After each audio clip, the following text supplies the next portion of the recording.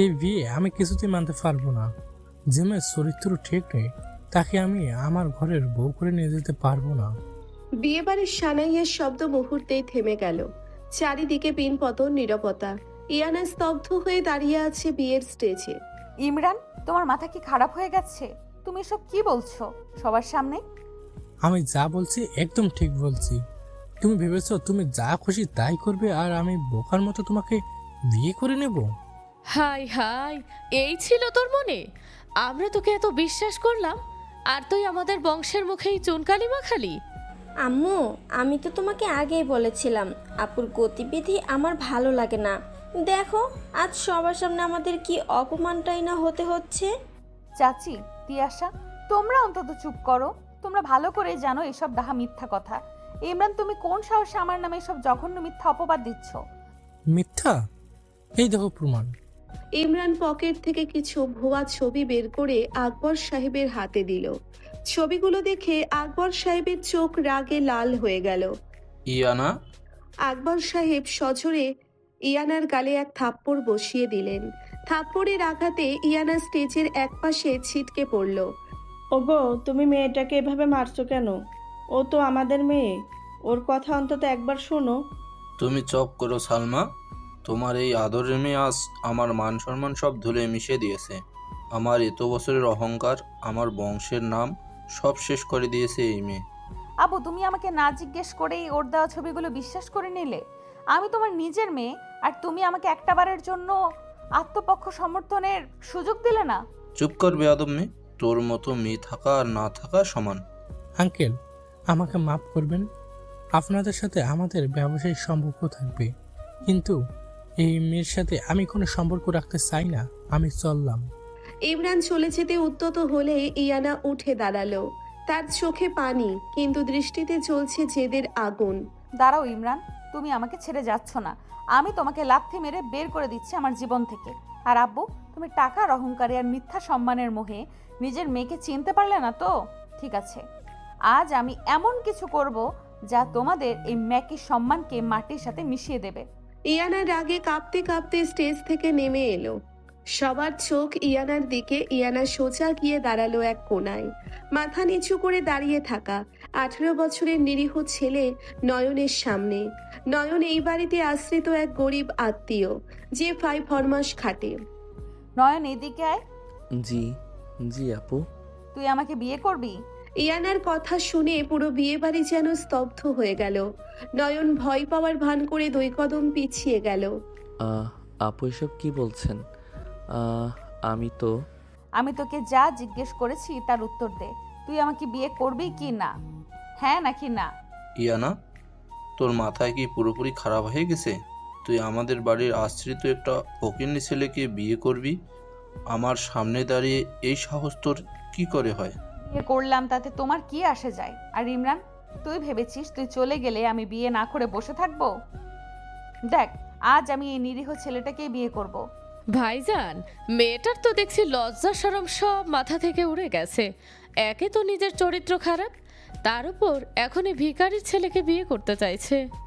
আপু, তুমি কি পাগল হয়ে গেলে? এই পিচ্চি ছেলে যে কিনা আমাদের বাড়িতে ড্রাইভারের সাথে থাকে, কাজের লোকের মতো হুকুম তামিল করে, তাকে তুমি বিয়ে করবে? তোমার স্ট্যাটাস কোথায় আর ওর কোথায়? তোদের স্ট্যাটাস তোদের কাছে রাখতি আসা। আমার এখন কারোর টাকার দরকার নেই। কাজী সাহেব কোথায়? জি মা, আমি এখানে। আপনি বিয়ে পড়ান, আমি নয়নকে বিয়ে করব। আপু, আঙ্কেল আমাকে মেরে ফেলবে। আমি আমি পারবো না। আমাকে মাফ করে দিন আপু। নয়ন কাঁপতে কাঁপতে ইয়ানার পা ধরতে গেলে ইয়ানা নয়নের হাত শক্ত করে ধরে ফেলে। তোকে কেউ কিছু করতে পারবে না, আমি আছি। তুই শুধু কবুল বলবি। কাজী সাহেব, শুরু করুন। কাজী সাহেব, আপনি যদি এই বিয়ে পড়ান তবে আমি আপনাকে পুলিশে দেব। আর ইয়ানা, তুমি যদি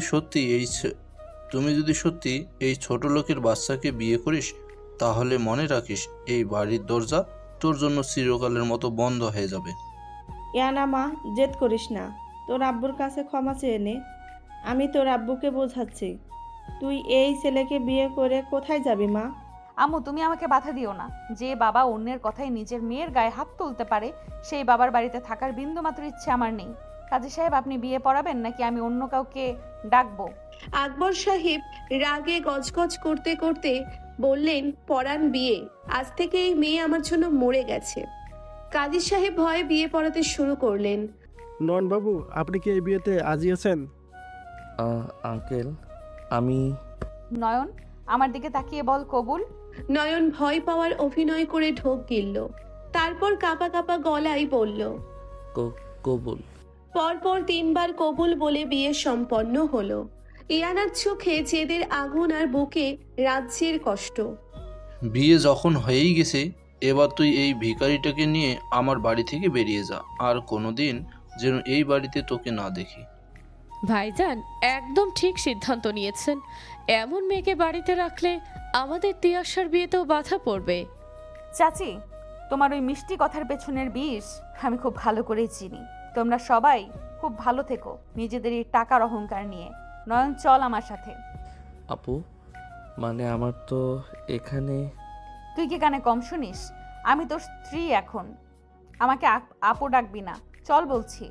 ইয়ানা নয়নের হাত শক্ত করে ধরে এক কাপড়ে সেই বাড়ি থেকে বেরিয়ে এলো। বাইরে তখন ঝুম বৃষ্টি শুরু হয়েছে। সালমা বেগম মেয়ের যাওয়ার দিকে তাকিয়ে হাউমাউ করে কাঁদতে লাগলেন। আমার মেয়েটাকে তোমরা এভাবে বের করে দিলে? ও তো কোনো দোষ করেনি। আর একটা কথা বললে তোমাকেও এই বাড়ি থেকে ঘাট ধাক্কা দিয়ে বের করে দেব। এদিকে ইয়ানা বৃষ্টির মধ্যে কাঁদতে কাঁদতে হাঁটছে। তার এত দিনের সাজানো স্বপ্ন, সম্মান, পরিবার সব এক নিমেষে শেষ হয়ে গেল। নয়ন ইয়ানার পাশ দিয়ে চুপচাপ হাঁটছে। আপনি আপনি বৃষ্টিতে ভিজছেন, আপনার জ্বর চলে আসবে। তুই চুপ করে হাঁটবি একদম। তোকে আমি বিয়ে করেছি, তার মানে এই নয় যে তুই আমার উপর অধিকার ফলাবি। তুই শুধু আমার একটা হাতিয়ার, ওদেরকে দেখানোর জন্য। জি, আমি তো এমনি বলছিলাম। বেশ কিছুক্ষণ হাঁটার পর তারা বস্তির মতো একটা জায়গায় এলো। পুরনো টিনের চালের একটা ভাঙাচোরা ঘর। নয়ন পকেট থেকে চাবি বের করে তালা খুলল। এইটা আমার বাড়ি, আমি এখানে একাই থাকি। বাড়িটা ছোট, আপনার হয়তো কষ্ট হবে। আমার কোনো কষ্ট হবে না, তুই দরজা খোল। ইয়ানা ভেতরে ঢুকে দেখলো একটা মাত্র ছোট ঘর, একটা ভাঙা খাট আর এক কোণায় রান্নার ছোট্ট একটা স্টোভ। ইয়ানা খাটের উপর বসে 2 হাতে মুখ ঢেকে ডুকরে কেঁদে উঠল। কেন এমন হলো আমার সাথে? আমি তো কারোর কোনো ক্ষতি করিনি। ইমরান কেন আমার সাথে এই বেইমানিটা করলো? আব্বু কেন আমাকে একবারও বিশ্বাস করলো না? ইয়ানার কান্নায় নয়নের বুকে যেন কেউ হাতুড়ি দিয়ে আঘাত করতে লাগলো।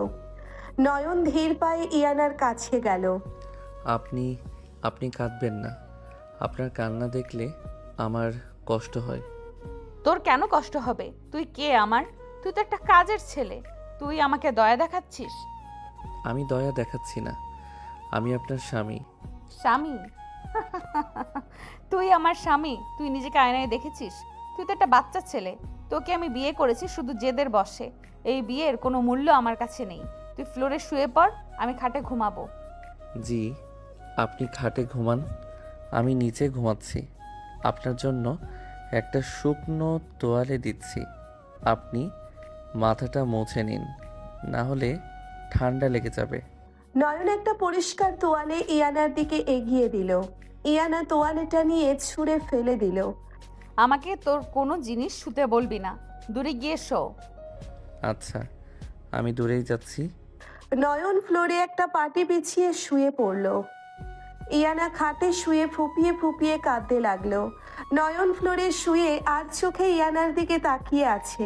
তার সেই বোকা আর নিরীহ চোখের দৃষ্টি এবার একদম পাল্টে গেল। তুমি কাঁদছো ইয়ানা? তোমার এই প্রতিটা কান্নার ফোঁটার হিসাব আমি কড়াই গন্ডায় নেব। তুমি ভাবছো ইমরান তোমাকে ধোঁকা দিয়েছে? আসলে ইমরানকে দিয়ে এই কাজটা আমি করিয়েছি, কারণ ইমরান আর তোমার চাচি মিলে প্ল্যান করেছিল বিয়ের পর তোমাকে পাগল প্রমাণ করে তোমার বাবার সব সম্পত্তি হাতিয়ে নেওয়ার। আমি সেটা হতে দিতে পারতাম না। তোমাকে ওদের নোংরা হাত থেকে বাঁচানোর একটাই উপায় ছিল তোমাকে নিজের কাছে নিয়ে আসা। তুমি আমাকে ঘেন্না করো, অবহেলা করো, আমার তাতে কোনো দুঃখ নাই, কিন্তু আমি তোমাকে কারো ক্ষতির শিকার হতে দেব না। এই ডেভিল তার নিজের জিনিসের উপর কারো নজর সহ্য করে না। নয়ন আস্তে করে উঠে দাঁড়ালো। ইয়ানা ততক্ষণে ক্লান্ত হয়ে ঘুমিয়ে পড়েছে। নয়ন ইয়ানার কাছে গিয়ে তার ভিজে চুলগুলো খুব আলতো করে মুছে দিতে লাগলো। ইয়ানা ঘুমের ঘোরেই বলে উঠল, আমাকে ছুবে না, দূরে যাও। আমি তো সারা জীবন তোমার কাছেই থাকতে চাই ইয়ানা।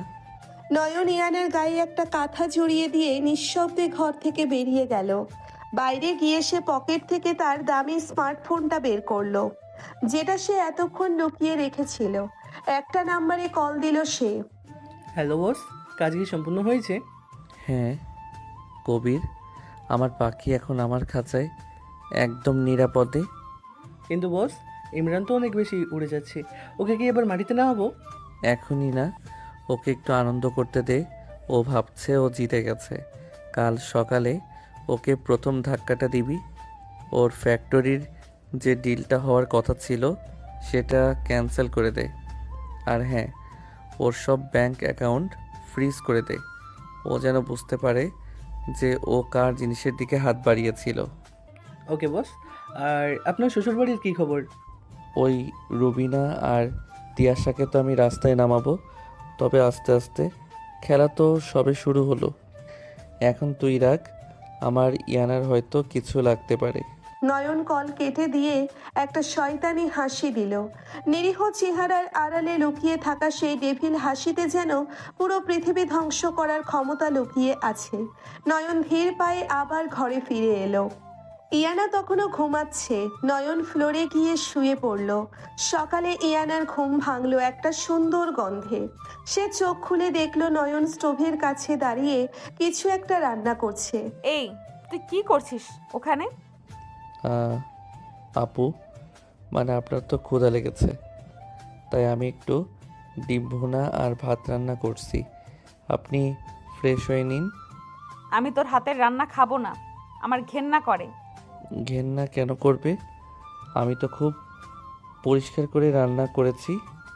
আপনি না খেয়ে থাকলে তো আপনার শরীর খারাপ করবে। তুই আমার শরীরে এত চিন্তা করছিস কেন? তুই আমাকে চিনিস আমি কে? আমি ইয়ানা। আমার এক কথায় 1000 জন আমার সেবা করতে দাঁড়িয়ে যাবে, আর তুই আমাকে এই ভাঙা ঘরে তোর হাতের ডিম ভুনা খেতে হবে? পরিস্থিতি সবসময় এক থাকে না। এখন আপনার কাছে কেউ নেই, আমি ছাড়া আপনার এই মুহূর্তে আর কোনো আপন মানুষ নেই। আপন মানুষ? তুই আমার আপন মানুষ? তুই তো একটা সুযোগ সন্ধানী। তুই সুযোগ বুঝে আমাকে বিয়ে করেছিস যাতে আমার বাবার টাকার ভাগ পাস। আমি তোদের মতো ছোট লোকদের খুব ভালো করেই চিনি। ইয়ানার কথায় নয়ন যেন থমকে গেল। তার বুকে খুব কষ্ট হলো, কিন্তু সে সেটা বাইরে প্রকাশ করলো না। সে শুধু মাথা নিচু করে রইল। আপনি আমাকে যা খুশি বলতে পারেন, কিন্তু দয়া করে খাবারটা খেয়ে নিন। আপনি কাল রাত থেকে কিছু খাননি। আমি খাবো না মানে খাবো না, তুই খাবারটা ফেলে দে। ইয়ানা জেদ করে জানালার দিকে মুখ ঘুরিয়ে বসে রইল। নয়ন একটা প্লেটে খাবার বেড়ে ইয়ানার সামনে নিয়ে এলো। আমি আপনাকে খাইয়ে দিচ্ছি, একটু খেয়ে নিন প্লিজ। তুই আবার আমার সামনে এসেছিস? তোকে না বললাম আমি খাবো না? ইয়ানা রাগের মাথায় নয়নের হাতের প্লেটটায় সজোরে ধাক্কা মারলো। প্লেটটা মাটিতে পড়ে সব খাবার নষ্ট হয়ে গেল। নয়ন চমকে পিছিয়ে গেল।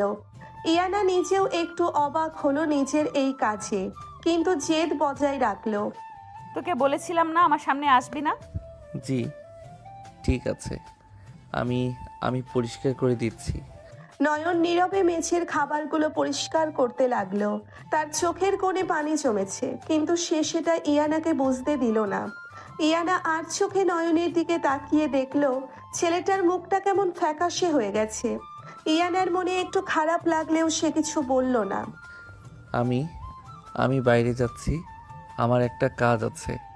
আপনি ঘর থেকে বের হবেন না, এই জায়গাটা বেশি ভালো না। কেউ এলে দরজা খুলবেন না। তুই আমাকে জ্ঞান দিবি না। আমার যখন যা খুশি আমি তাই করব। তুই যাওয়ার হলে যা। আচ্ছা, আমি দুপুরের খাবার নিয়ে আসবো। নয়ন দরজা বাইরে থেকে আটকে দিয়ে চলে গেল। ইয়ানা একা ঘরে বসে হাঁপিয়ে উঠল। তার মনের ভেতর হাজারটা প্রশ্ন ঘুরপাক খাচ্ছে। কেন ইমরান তার সাথে এমন করলো? কেন তার বাবা তাকে একটা বারের জন্যেও বিশ্বাস করলো না? আর এই ছেলেটা, এই পিচ্ছি ছেলেটা কেন তার সব অপমান এত নীরবে সহ্য করছে? ইয়ানা ভাবতে ভাবতে আবার কেঁদে ফেলল। এদিকে নয়ন বস্তি থেকে বেরিয়ে সোজা একটা নামে গাড়িতে গিয়ে উঠল। হাসিম নামের এক লোক গাড়ি চালাচ্ছিল। বস, আপনি এভাবে ভাঙ্গা ঘরে থাকবেন? আপনি চাইলে তো ম্যাডামকে আসল প্রদেশে নিয়ে আসতে পারেন। না হাসেম, ইয়ানা এখন মানসিকভাবে অনেক ভেঙে আছে। ওকে এখন সত্যিটা বললে ও বিশ্বাস করবে না। ও ভাববে আমি ওকে কিনে নিতে চাইছি। ওকে আগে আমার এই গরিব রূপের প্রতি বিশ্বাস আনতে হবে। ও যখন বুঝতে পারবে যে টাকার চেয়ে মানসিক শান্তির মূল্য অনেক বেশি, তখন আমি ওকে সব বলবো। কিন্তু বস, ম্যাডাম তো আপনাকে অপমান করছে, আপনার কষ্ট হচ্ছে না? ওর দেওয়া অপমান আমার কাছে আশীর্বাদের মতো। ও আমাকে বকুক, মারুক, যা খুশি করুক, শুধু আমার চোখের সামনে থাকুক। আমি ওকে আমার থেকে দূরে যেতে দেব না। তুই এখন গাড়ি টান, কবিরের ওখানে যেতে হবে। জি বস। নয়ন তার ল্যাপটপ খুলে বসলো গাড়িতে। স্ক্রিনে ইমরানের ব্যাংক অ্যাকাউন্টের ডিটেলস ভাসছে। নয়ন একটা কিবোর্ড চাপতেই ইমরানের সব টাকা জিরো হয়ে গেল। নয়নের ঠোঁটে আবার সেই ভয়ঙ্কর ডেভিল হাসি ফুটে উঠল। ইমরান, তুই আমার ইয়ানাকে কাঁদিয়েছিস, এবার তোর কাদার পালা। আমি তোকে এমনভাবে শেষ করব যে তুই নিজের মৃত্যু ভিক্ষা চাইবি, কিন্তু পাবি না। দুপুর গড়িয়ে বিকেল হয়ে গেছে। ইয়ানা একা সেই ভাঙা ঘরে বসে আছে। খিদায় তার পেট জ্বলছে, কিন্তু জেদের কারণে সে একটুও কাঁদছে না। হঠাৎ দরজায় কড়া নাড়ার শব্দ হলো। ইয়ানা চোখ মুছে দরজার দিকে তাকালো। ইয়ানা, মানে দরজাটা একটু খুলবেন? আমি নয়ন। আমি তোকে বলেছিলাম না আমার চোখের সামনে আর আসবি না? তুই আবার ফিরে এসেছিস কেন? আমি তো আপনার স্বামী, আমি আপনাকে একা রেখে কোথায় যাব? দরজাটা খুলুন, আমি আপনার জন্য খাবার এনেছি। আমার তোর আনা ভিখারির খাবার খাওয়ার কোনো শখ নেই, তুই যা এখান থেকে। নয়ন কিছুক্ষণ চুপ করে দাঁড়িয়ে রইল দরজার ওপাশে। তারপর খুব শান্ত গলায় বলল, আপনি যদি দরজা না খোলেন, আমি কিন্তু এই দরজার সামনেই বসে থাকব। বৃষ্টি আসার সম্ভাবনা আছে, আমি বৃষ্টিতে ভিজব, কিন্তু কোথাও যাব না। তুই আমাকে ইমোশনাল ব্ল্যাকমেল করছিস? তোর তো দেখি সাহস কম না। ইয়ানার রাগে গজগজ করতে গিয়ে দরজা খুলে দিল। নয়ন হাতে একটা টিফিন ক্যারিয়ার নিয়ে দাঁড়িয়ে আছে। নয়নের চোখে মুখে একটা অদ্ভুত মায়া, যা ইয়ানাকে এক মুহূর্তের জন্য থমকে দিল, কিন্তু পরক্ষণেই সে নিজেকে সামলে নিল। ভেতরে আয়, আর শোন, আমাকে একদম বউয়ের মতো ট্রিট করার চেষ্টা করবি না। তুই আমার বাবার বাড়িতে যেমন আশ্রিত ছিলি, এখানেও তুই আমার কাজের ছেলেই থাকবি, বুঝেছিস? জি, বুঝেছি।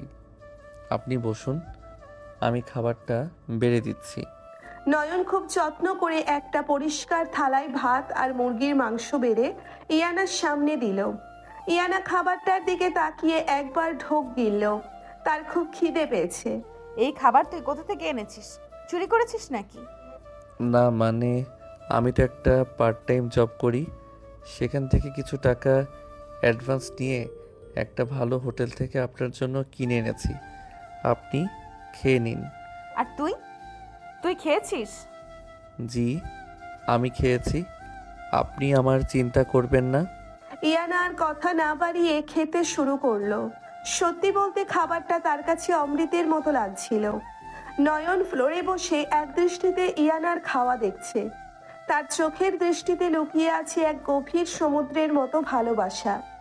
ওই, তুই এইভাবে ড্যাব ড্যাব করে তাকিয়ে আছিস কেন? আমি কি চিড়িয়াখানার জন্তু নাকি? না, মানে আপনাকে খুব সুন্দর লাগছিল তো, তাই দেখছিলাম। শাট আপ, একদম এসব ফালতু কথা বলবি না। তোর বয়স কত? 18 আর আমার 26। তুই আমার ছোট ভাইয়ের বয়সের, আমাকে এইসব সস্তা লাইন মারার চেষ্টা করবি না। স্বামী তো বয়সে ছোট হতে পারে, তাই না? আর আমি আপনাকে সম্মান করি, আপনি আমার স্ত্রী। তোর মতো একটা পিচ্চি ছেলেকে আমি স্বামী মানবো? এই বিয়েটা জাস্ট একটা ডিল ছিল, আমার বাবা আর ওই বেইমান ইমরানকে দেখানোর জন্য। কাল থেকে আমি আমার কলেজে যাব, আমি লেকচারার, আমার নিজের একটা পরিচয় আছে। তোর ওই 2 টাকার রোজগারে আমার চলতে হবে না। আপনি যা ভালো বোঝেন তাই করবেন, আমি আপনাকে কখনো বাধা দেব না। পরের দিন সকাল ইয়ানা রেডি হয়ে তার কলেজের দিকে রওনা দিল। নয়ন দূর থেকে তাকে অনুসরণ করতে লাগলো, ঠিক একজন পাহারাদারের মতো। কলেজে ঢোকার মুখে ইয়ানার সহকর্মী আরমান এগিয়ে এলো। ইয়ানা, তুই কলেজে এসেছিস? আমি তো ভাবলাম কালকের ওই ইনসিডেন্টের পর তুমি হয়তো। আরমান, আমার পার্সোনাল লাইফের সাথে প্রফেশনাল লাইফকে আমি কখনো মেলাই না। আমি ঠিক আছি। ইয়ানা, আমি তোমায় অনেক আগে থেকে পছন্দ করি। তুমি জানো না সেটা? ইমরান যা করছে তা জঘন্য। আর তুমি রাগের মাথায় ওই বাচ্চা ছেলেটাকে কেন বিয়ে করতে গেলে? তুমি চাইলে এখনো আমাকে। আরমান, লিমিট ক্রস করো না। আমি বিবাহিত, আর আমার স্বামী বাচ্চা নাকি বুড়ো সেটা নিয়ে তোমার মাথা না ঘামালেও চলবে। আরমান ইয়ানার হাত ধরার চেষ্টা করলো। ইয়ানা হাতটা ঝটকা দিয়ে সরিয়ে নিল। একটু দূরে দাঁড়িয়ে নয়ন এই দৃশ্যটা দেখছিল। নয়নের চোখের মনি স্থির হয়ে গেল, চোয়াল শক্ত হয়ে উঠল। পকেট থেকে ফোন বের করে সে একটা মেসেজ টাইপ করলো। আরমান, তুই ইয়ানার গায়ে হাত দেওয়ার সাহস করলি? তোকে তো আমি কলেজের ত্রিসীমানায় আর দেখতে চাই না। নয়ন তার ডান হাত হাসেমকে মেসেজ দিল। ঠিক 5 মিনিট পর আরমানের ফোনে একটা কল এলো। হ্যালো, কি বলছেন আপনি? আমার সব রিসার্ভ পেপার ক্যান্সেল হয়ে গেছে আর আমাকে ডিপার্টমেন্ট থেকে 1 মাসের জন্য সাসপেন্ড করা হয়েছে। কিন্তু কেন? Hello hello. আরমান মাথায় হাত দিয়ে বসে পড়ল। ইয়ানা অবাক হয়ে আরমানের দিকে তাকালো, কিন্তু কিছু না বলে ক্লাসের দিকে চলে গেল। নয়ন একটা তৃপ্তির হাসি হেসে কলেজের বাইরে এসে দাঁড়ালো। ঠিক তখনই একটা দামি গাড়ি এসে কলেজের গেটে থামলো। গাড়ি থেকে নামলো তিয়াশা আর তার প্রেমিক ফাহাদ। আরে ফাহাদ, দেখো দেখো, এই তো আপু সেই পিচ্ছি বরটা দাঁড়িয়ে আছে।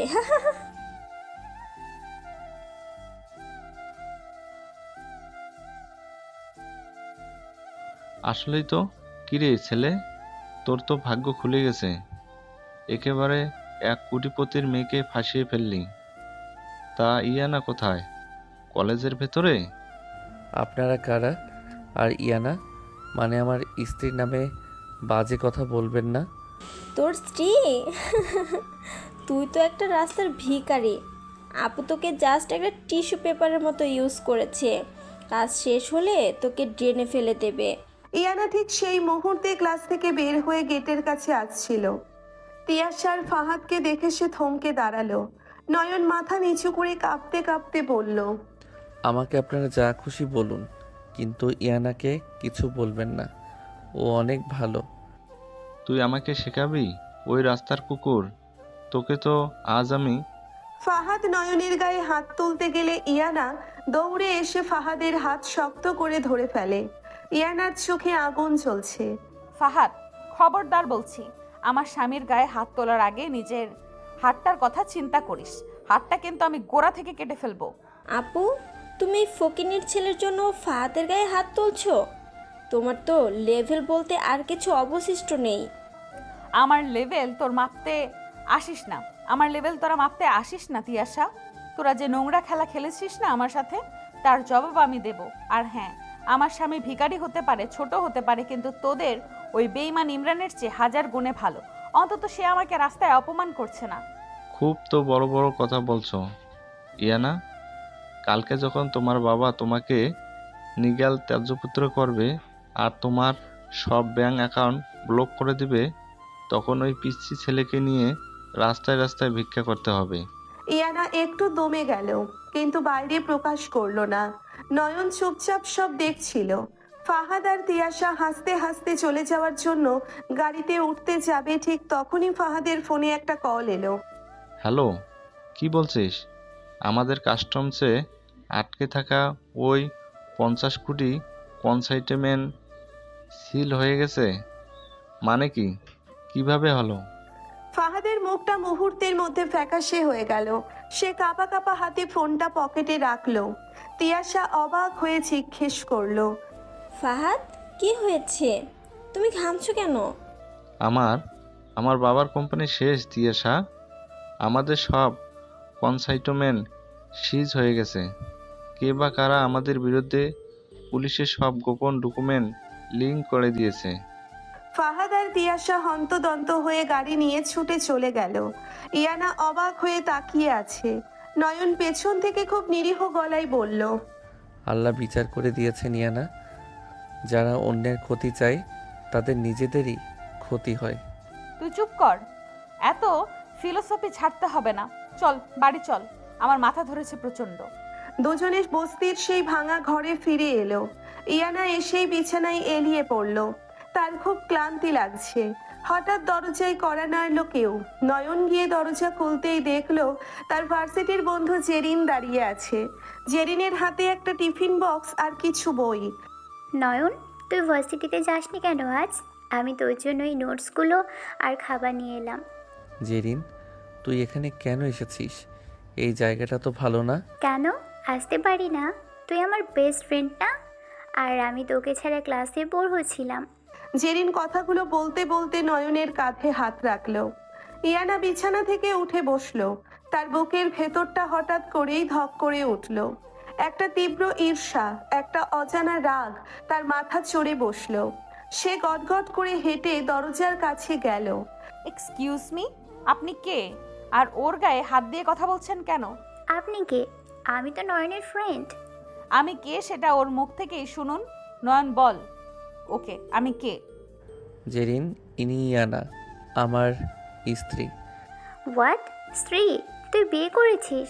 আর এ আন্টিকে? তুই তো একটা বাচ্চা ছেলে নয়ন। আন্টির শব্দটা শুনে ইয়ানার মাথায় রক্ত উঠে গেল। সে জেরিনের হাত থেকে টিফিন বক্সটা কেড়ে নিয়ে সোজা বাইরে ছুঁড়ে ফেলে দিল। Just shut up you stupid girl. আমি আন্টি নাকি ওর দিদিমা সেটা তোর দেখার বিষয় না। ও আমার স্বামী, ওর ভালো মন্দ ওর পড়াশোনা সব আমি দেখব। তোর কোনো দরকার নেই ওর খোঁজ নেওয়ার।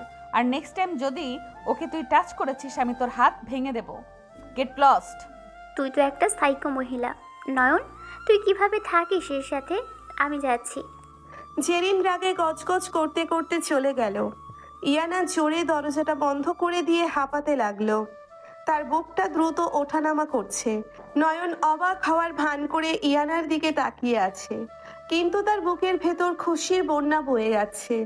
আপনি আপনি ওভাবে ওকে অপমান করে তাড়িয়ে দিলেন কেন? ও তো আমার শুধু বন্ধুই ছিল। বন্ধু? তোর ওই বন্ধুকে আমি খুব ভালো করেই চিনি। আর তুই তুই খুব মজা পাচ্ছিলি না ওর ওই ন্যাকামো দেখে? আমি তো কিছু বলিনি, আপনি শুধু শুধুই রাগ করছেন। আমি রাগ করবো না তো কে করবে? তুই আমার লিগ্যাল হাজবেন্ড। আমার স্বামী হয়ে তুই অন্য মেয়ের সাথে গদগদ হয়ে কথা বলবি আর আমি সেটা দাঁড়িয়ে দাঁড়িয়ে দেখব? কিন্তু আপনি তো আজ সকালে বললেন এই বিয়েটা জাস্ট একটা ডিল। আপনি আমাকে স্বামী মানেন না, তাহলে এখন আমার উপর এত অধিকার ফলাচ্ছেন কেন? নয়নের কথায় ইয়ানা থমকে গেল। সত্যিই তো, সে কেন এত রিয়াক্ট করছে? এই পিচ্ছি ছেলেটার উপর তার কিসের এত অধিকার বোধ? ইয়ানা কোনো উত্তর না খেয়ে খপ করে নয়নের কলার চেপে ধরল। আমি যা খুশি তাই করব। আমি তোর উপর অধিকার ফলাবো, তোকে বকবো, তোকে মারবো, কিন্তু তুই অন্য কোনো মেয়ের দিকে চোখ তুলেও তাকাতে পারবি না, মনে থাকে যেন। ইয়ানা নয়নকে ছেড়ে দিয়ে খাটে গিয়ে বসে পড়ল। নয়ন একটা মুচকি হাসি দিয়ে মাথা নিচু করে ফেলল। তার প্ল্যানটা নিখুঁতভাবে কাজ করছে। ইয়ানার মনের ভেতর সে নিজের জন্য একটা জায়গা তৈরি করতে পারছে। আচ্ছা, আমি আর কারোর সাথে কথা বলবো না। আপনি শান্ত হন, আমি আপনার জন্য এক কাপ কফি বানিয়ে আনছি। রাত বাড়তে লাগলো। হঠাৎ করেই বাইরে প্রচন্ড ঝড় আর বৃষ্টি শুরু হলো। টিনের চাল দিয়ে ঝমঝম করে শব্দ হচ্ছে। ইয়ানা ভয়ে কান চেপে খাটের এক কোণায় জড়সড় হয়ে বসে আছে। হঠাৎ করে কারেন্ট চলে গেল। ঘুটঘুটে অন্ধকার পুরো ঘর। ইয়ানা একটা ছোট চিৎকার দিয়ে উঠল। নয়ন, নয়ন তুই কোথায়? আমি এখানে ইয়ানা, ভয় পাবেন না, আমি মোমবাতি জ্বালাচ্ছি। নয়ন একটা মোমবাতি জ্বালালো। মোমের আলোয় ইয়ানা দেখলো চালের একটা ফুটো দিয়ে ঠিক ইয়ানার খাটের ওপর বৃষ্টির পানি পড়ছে। ইয়ানা গুটিয়ে একপাশে সরে গেল। নয়ন সেটা খেয়াল করলো। ওই জায়গাটা ভিজে যাচ্ছে, আপনি এই পাশে আসুন। তুই কোথায় ঘুমাবি? নিচে তো পুরোটাই পানিতে ভেসে যাচ্ছে। আমি দাঁড়িয়ে থাকবো, সমস্যা নেই, আপনি ঘুমান। নয়ন একটা প্লাস্টিকের বস্তা নিয়ে সেই ফুটোটার নিচে দাঁড়িয়ে রইল, যাতে পানিটা খাটের উপর না পড়ে। বৃষ্টির ছাটে নয়নের পুরো শরীর ভিজে যাচ্ছে, সে শীতে কাঁপছে।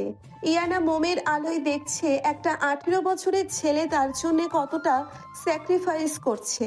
ইয়ানার বুকের ভেতরটা মোচড় দিয়ে উঠল। তুই তুই ওটা রেখে দে, তুই ভিজে যাচ্ছিস তো, তোর ঠান্ডা লাগবে। আমার কিছু হবে না ইয়ানা, আপনি আরামে ঘুমান। আপনার যেন এক ফোঁটা পানিও গায়ে না লাগে, সেই দায়িত্ব আমার। তুই কেন করছিস আমার জন্য এত কিছু? আমি তোকে কত অপমান করেছি, কত বাজে কথা বলেছি, তাও তুই কেন আমাকে এত কেয়ার করিস? নয়ন প্লাস্টিকটা ধরে রেখেই ইয়ানার চোখের দিকে তাকালো। তার সেই শান্ত চোখের ভেতর এক অদ্ভুত মায়া। কারণ পৃথিবীতে আমার আপন বলতে আর কেউ নেই ইয়ানা। আপনি আমাকে জোর করে বিয়ে করলেও আমি আপনাকে মন থেকে আমার স্ত্রী মেনে নিয়েছি। আর নিজের স্ত্রীকে আগলে রাখার জন্য আমি নিজের জীবনও দিতে পারি। ইয়ানার চোখ দিয়ে টপ টপ করে পানি পড়তে লাগলো।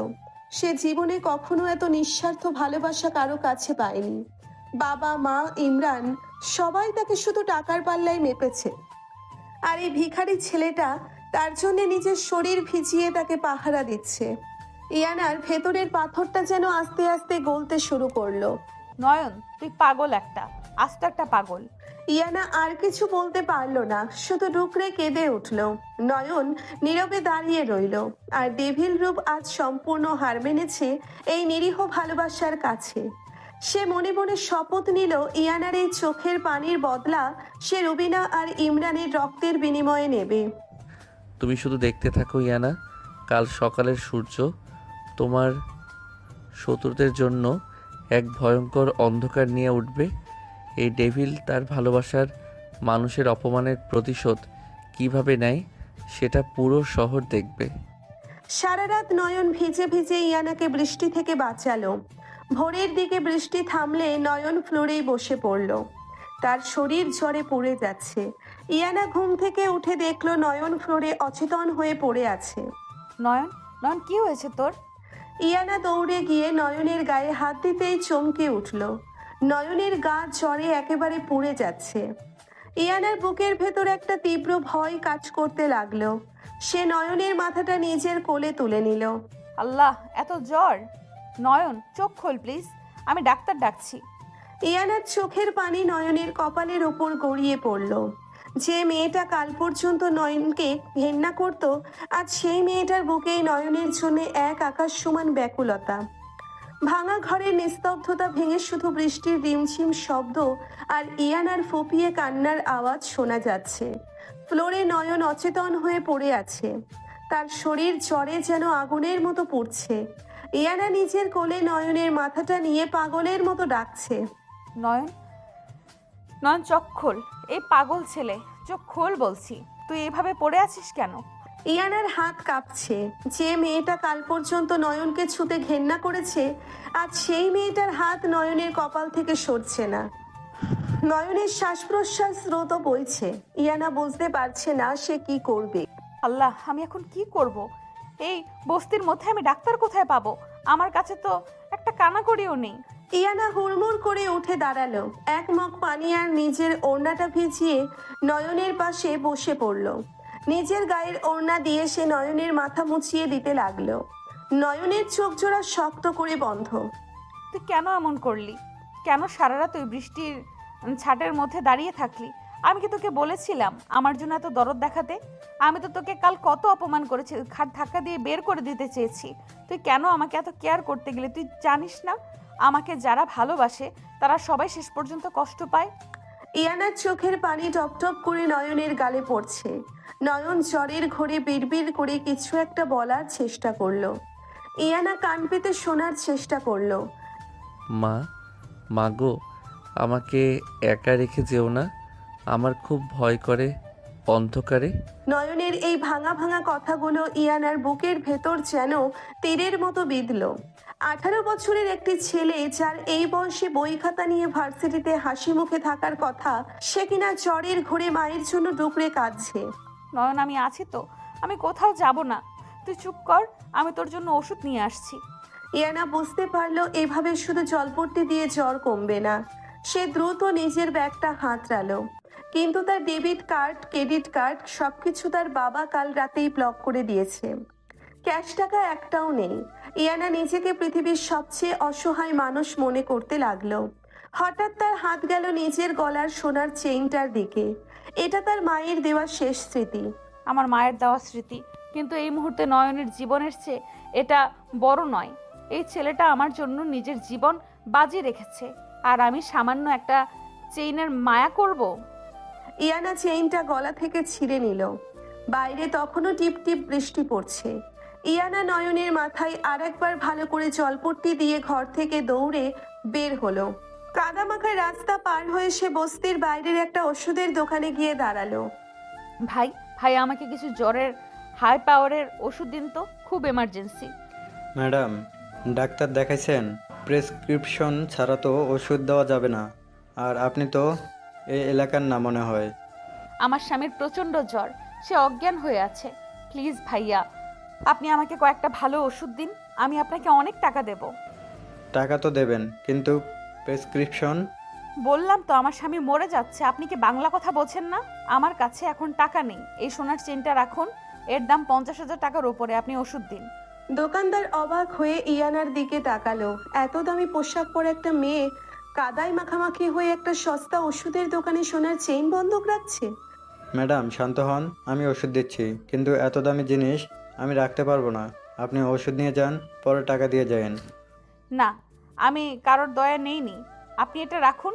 আমি ইনায়া, মানে আমি কারোর কাছে হাত পাতি না। ইয়ানা জেদ করে চেইনটা কাউন্টারে ফেলে ওষুধ নিয়ে দৌড়ে বাড়ির দিকে ছুটল। তার নিজেরও যে বৃষ্টিতে ভিজে শীত করছে, সেদিকে তার কোনো ভ্রুক্ষেপ নেই। ঘরে ফিরে সে দেখল নয়ন ফ্লোরেই কুকুরে শুয়ে কাঁপছে। নয়ন, আমি এসে গেছি, এই দেখ ওষুধ এনেছি, তুই একটু উঠে বস। ইয়ানা অনেক কষ্টে নয়নকে টেনে তুলে খাটের সাথে হেলান দিয়ে বসালো। এক গ্লাস পানি নিয়ে নয়নের মুখের কাছে ধরল। ইয়ানা, আপনি ভিজে গেছেন, আপনার ঠান্ডা লাগবে তো। তুই একদম কথা বলবি না, মুখ খোল, ওষুধটা খা চুপচাপ। ইয়ানা নিজের হাতে নয়নকে ওষুধ খাইয়ে দিল। তারপর গায়ের সব জোর দিয়ে নয়নকে টেনে খাটের ওপর শুইয়ে দিল। নয়নের ভেজা শার্টটা খুলে দিয়ে নিজের একটা শুকনো চাদর দিয়ে তাকে ভালোভাবে ঢেকে দিল। আমাকে আমাকে একা ফেলে যাবেন না ইয়ানা, আমার খুব ভয় করে। সবাই আমাকে ছেড়ে চলে যায়। কেউ তোকে ছেড়ে যাবে না, তুই ঘুমা, আমি এখানেই আছি। ইয়ানা খাটের একপাশে বসে নয়নের মাথাটা নিজের বুকের কাছে টেনে নিল। নয়ন জ্বরের ঘোরে ইয়ানার পেটের কাছে মুখ গুজে ছোট্ট বাচ্চার মতো গুটিসুটি মেরে শুয়ে রইল। ইয়ানা আলতো হাতে নয়নের চুলে বিলি কেটে দিতে লাগলো। তার দুই চোখ বেয়ে অঝরে পানি পড়ছে। তুই কেন এত ভালো রে নয়ন? আমি তো সারা জীবন শুধু টাকার পেছনে ছুটেছি, অহংকার করেছি নিজের স্ট্যাটাস নিয়ে। আমার বাবা আমাকে টাকার মেশিন ছাড়ার কিছুই ভাবেনি। ইমরান আমাকে একটা প্রজেক্টের বেশি কিছু মনে করেনি। আর তুই এই ভাঙা ঘরে আমাকে রানীর মতো রাখতে চাস। তোর এই বোকা ভালোবাসার যোগ্য কি আমি? ইয়ানার কান্নায় নয়নের কপাল ভিজে যাচ্ছে। নয়ন জ্বরের ঘোরে ইয়ানার একটা হাত শক্ত করে চেপে ধরল, যেন কোনো মতে সে ইয়ানাকে হারাতে চায় না। আমি আপনাকে অনেক ভালোবাসি ইয়ানা, অনেক আগে থেকে। তুই কি বলছিস এইসব? তুই তো আমাকে চিনিসই না। চিনি, আমি আপনাকে রোজ দেখতাম কলেজের বারান্দায়। আপনি যখন রেগে থাকতেন আপনার নাকটা লাল হয়ে যেত, খুব সুন্দর লাগতো। জ্বরের ঘোরে নয়নের এই অসংলগ্ন কথাগুলো ইয়ানার বুকের ভেতরে একটা অদ্ভুত ঝড় তুলে দিল। এই ছেলেটা তাকে আগে থেকেই ভালোবাসে, কিন্তু ও তো কখনোই কিছু বলেনি। ইয়ানা নয়নকে আরো শক্ত করে জড়িয়ে ধরল। তুই একটা পাগল, আস্ত একটা পাগল। আমি তোর মতো একটা বাচ্চাকে কি করে ভালোবাসবো বলতো? তুই তো কিছুই বুঝিস না। দেখতে দেখতে বিকেল গড়িয়ে সন্ধ্যা হয়ে এলো। ওষুধের প্রভাবে নয়নের জ্বর আস্তে আস্তে কমতে শুরু করেছে। নয়ন যখন চোখ খুলল তখন দেখলো ঘর অন্ধকার, আর সে ইয়ানার বুকের উপর মাথা রেখে শুয়ে আছে। ইয়ানার দুই হাত তাকে পরম মমতায় জড়িয়ে রেখেছে। ইয়ানা ক্লান্ত হয়ে ঘুমিয়ে পড়েছে। ইয়ানা, তুমি আমাকে এত যত্নে জড়িয়ে রেখেছো। আমি তো ভেবেছিলাম তুমি আমাকে ঘেন্না করো। তোমার এই মায়া মাখা মুখের জন্য আমি পুরো পৃথিবী জ্বালিয়ে দিতে পারি। তুমি আমার, শুধু আমার। নয়নের চোখের দৃষ্টিতে আবার সেই ডেভিল রূপ ফিরে এলো। সে খুব সাবধানে ইয়ানাকে বিছানায় শুইয়ে দিয়ে নিজে উঠে দাঁড়ালো। তার শরীর এখনো দুর্বল, কিন্তু চোখের আগুনটা ভয়ঙ্কর। সে প্যান্টের পকেট থেকে ফোন বের করলো। 10টা মিসড কল। হ্যালো কবির, বল। বস, আপনার গলা এমন শুনেছি কেন? আপনি কি অসুস্থ? আমার কথা বাদ দে, ইমরানের কি খবর সেটা বল। বস, আপনি যেমনটা বলেছিলেন আমি ঠিক তেমনটা করেছি। ইমরানের কোম্পানির সব শেয়ার আমি হ্যাক করে ট্র্যাপ করে দিয়েছি। ওর ফ্যাক্টরিতে এখন লেবাররা স্ট্রাইক করেছে বেতনের জন্য। ও এখন পুরো রাস্তায় বসে গেছে। ও পাগলের মতো ব্যাংকে দৌড়াচ্ছে। গুড, ওকে আরও একটু দৌড়াতে দে। ওর বাবা মা যেন কাল সকালে বাড়ি থেকে বের হতে না পারে, সেই ব্যবস্থা কর। ওদের নামে ইনকাম ট্যাক্সের ভুয়া নোটিশ পাঠিয়ে দে। ওরা ইয়ানাকে অপমান করেছে সবার সামনে। আমি ওদের বংশের নাম মুছে দেব। কিন্তু বস, আপনার শ্বশুর আকবর সাহেবের কোম্পানির অবস্থাটাও তো খুব খারাপ। রুবিনা ম্যাডাম আর ওই শফিক মিলে আকবরের সাহেবের পেছন ছুরি মেরেছে। আকবর সাহেবের সব টাকা ওরা নিজেদের অ্যাকাউন্টে সরাচ্ছে। সরাতে দে। আকবর সাহেব টাকার অহংকারে অন্ধ। ওনার এই অহংকার ভাঙা দরকার। উনি যখন বুঝবেন তার নিজের রক্তের মানুষগুলোই তার সাথে বেইমানি করেছে, তখন ওনার চোখ খুলবে। তুই শুধু রুবিনার অ্যাকাউন্টগুলো ট্র্যাক করে রাখ। সময় হলে 1 সেকেন্ডে সব টাকা আমি ইয়ানার অ্যাকাউন্টে ট্রান্সফার করব। ওকে বস। আর আপনি ইন্সপেক্টর রফিক কিন্তু এখনও আপনাকে খুঁজছে। ওনার সন্দেহ কাল রাতের ফাহাদের কনস্টাইনমেন্ট সিজ হওয়ার পেছনে ডেভিলের হাত আছে। রফিককে নিয়ে আমাকে ভাবতে হবে না, ও আমার টিকিটাও ছুঁতে পারবে না। তুই এখন ফোন রাখ, ইয়ানা উঠে যাবে। সবগুলো কবিরের। নয়ন ফোন কেটে দিয়ে আবার সেই নিরীহ আর শান্ত চেহারায় ফিরে এলো। সে ধীর পায়ে ইয়ানার পাশে গিয়ে ফ্লোরে বসলো। ইয়ানার দিকে তাকিয়ে থাকতে থাকতেই ইয়ানা নড়ে চড়ে উঠল। নয়ন, নয়ন তুই কোথায়? ইয়ানা ধরপড় করে উঠে বসলো। অন্ধকারে নয়নকে দেখতে না পেয়ে সে ভয় পেয়ে গেল। আমি এখানে ফ্লোরে বসে আছি ইয়ানা। তুই ফ্লোরে কি করছিস? তোর না জ্বর? আমি তোকে খাটে শুইয়ে দিলাম না, তুই এবার ফ্লোরে কেন গেলি? আমি তো এখন ঠিক আছি, জ্বর কমে গেছে। আর আমি খাটে আপনার পাশে শুয়ে থাকলে আপনি যদি রাগ করেন। ইয়ানা খাট থেকে নেমে ধপ করে ফ্লোরে নয়নের সামনে বসলো। অন্ধকারে নয়নের মুখটা সে 2 হাত দিয়ে চেপে ধরলো। আমি তোকে বলেছিলাম না আমার সামনে ফালতু কথা বলবি না? তুই আমাকে না জিজ্ঞেস করে খাট থেকে কেন নামলি? আমার তৃষ্ণা পেয়েছিল, তাই পানি খেতে চাইলে আমাকে ডাকতে পারতি। তোর কিছু হয়ে গেলে আমি কি করতাম? তুই মরে গেলে আমি তো বিধবা হতাম, তাই না? ইয়ানার গলায় ধমক থাকলেও তার 2 চোখ বেয়ে অঝরে পানি পড়ছে। নয়ন বুঝতে পারছে ইয়ানা তাকে কতটা আপন করে নিয়েছে এই একদিনেই। আপনি কাঁদছেন ইয়ানা আমার জন্য? একদম চুপ, একটা কথা বলবি না তুই। আমি কেন কাঁদবো তোর জন্য? তুই তো একটা কাজের ছেলে। আমি তোকে দয়া করছি জাস্ট। আচ্ছা, আপনি দয়াই করুন, তাও আপনি কাঁদবেন না প্লিজ। আপনার কান্না দেখলে আমার বুকের ভেতরটা কেমন যেন করে। মনে হয় কেউ আমার কলিজাটা চেপে ধরেছে। ইয়ানা আর নিজেকে সামলাতে পারল না। সে নয়নের বুকে মাথা রেখে হু হু করে কেঁদে উঠল। নয়নও তার 2 হাত দিয়ে ইয়ানাকে শক্ত করে জড়িয়ে ধরল। আমাকে তুই ছেড়ে যাবি না তো নয়ন? সবাই আমাকে টাকার জন্য ব্যবহার করেছে, তুইও কি আমাকে ধোঁকা দিবি? ইয়ানা, আমি আমার নিজের নিঃশ্বাসকে ধোঁকা দিতে পারি, কিন্তু আপনাকে না। আপনি আমার জীবনের সেই আলো, যার জন্য আমি 18 বছর ধরে অন্ধকারে অপেক্ষা করেছি। ইয়ানা চোখ তুলে নয়নের দিকে তাকালো। এই ছেলেটার কথাগুলো এত পরিণত, এত গভীর কেন? সে কি সত্যিই 18 বছরের একটি বাচ্চা ছেলে, নাকি তার আড়ালে অন্য কিছু লুকিয়ে আছে? তুই কথাগুলো এত সুন্দর করে গুছিয়ে কিভাবে বলিস? তুই তো ক্লাস 12 পাশ করে মাত্র ভার্সিটিতে উঠলি। মানে আমি তো অনেক গল্পের বই পড়ি, সেখান থেকেই হয়তো। আচ্ছা ঠিক আছে, আর বকবক করতে হবে না, ওঠ খাট থেকে। আমি তো ফ্লোরেই আছি। উফ, তুই এত গাধা কেন? আমি বললাম ফ্লোর থেকে উঠে খাটে বস। তুই এখনো পুরোপুরি সুস্থ হোসনি। নয়ন বাধ্য ছেলের মতো উঠে খাটে বসলো। ইয়ানা একটা মোমবাতি জ্বালিয়ে আবার রান্নাঘরের দিকে গেল। আপনি কি করছেন ওখানে? তোর জন্য স্যুপ বানাচ্ছি, চুপচাপ বসে থাক। আপনি স্যুপ বানাতে পারেন? আমি ইনায়া, আমি সব পারি, তুই শুধু দেখে যা। ইয়ানা অনেকক্ষণ ধরে খুটখাট করে একটা বাটিতে স্যুপ নিয়ে এলো। স্যুপটা দেখতে খুব একটা ভালো হয়নি, আর গন্ধে মনে হচ্ছে লবণ একটু বেশি পড়েছে। ইয়ানা চামচ দিয়ে স্যুপটা নয়নের মুখের সামনে ধরলো। খা এটা। আপনি কষ্ট করে বানালেন, আপনি আগে একটু খেয়ে দেখুন না কেমন হয়েছে। আমি কেন খাবো? তুই অসুস্থ, তুই খাবি, মুখ খোল। নয়ন বাধ্য হয়ে এক চামচ মুখে দিল। নোনতা আর আধা সেদ্ধ স্যুপের সাথে তার মুখটা বিকৃত হয়ে গেল, কিন্তু ইয়ানার মুখের দিকে তাকিয়ে সে সেটা গিলল। কেমন হয়েছে? আমি তো ফার্স্ট টাইম বানালাম।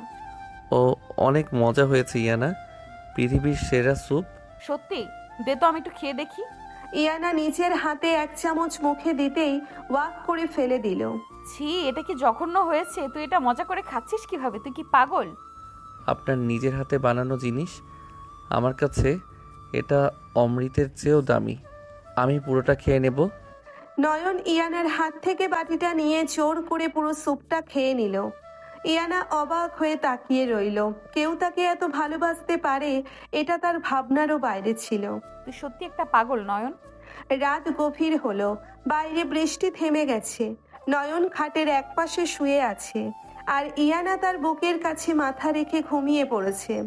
ইয়ানার একটা হাত নয়নের শার্ট শক্ত করে ধরে আছে। নয়ন সিলিংয়ের দিকে তাকিয়ে আছে, তার চোখে ঘুম নেই।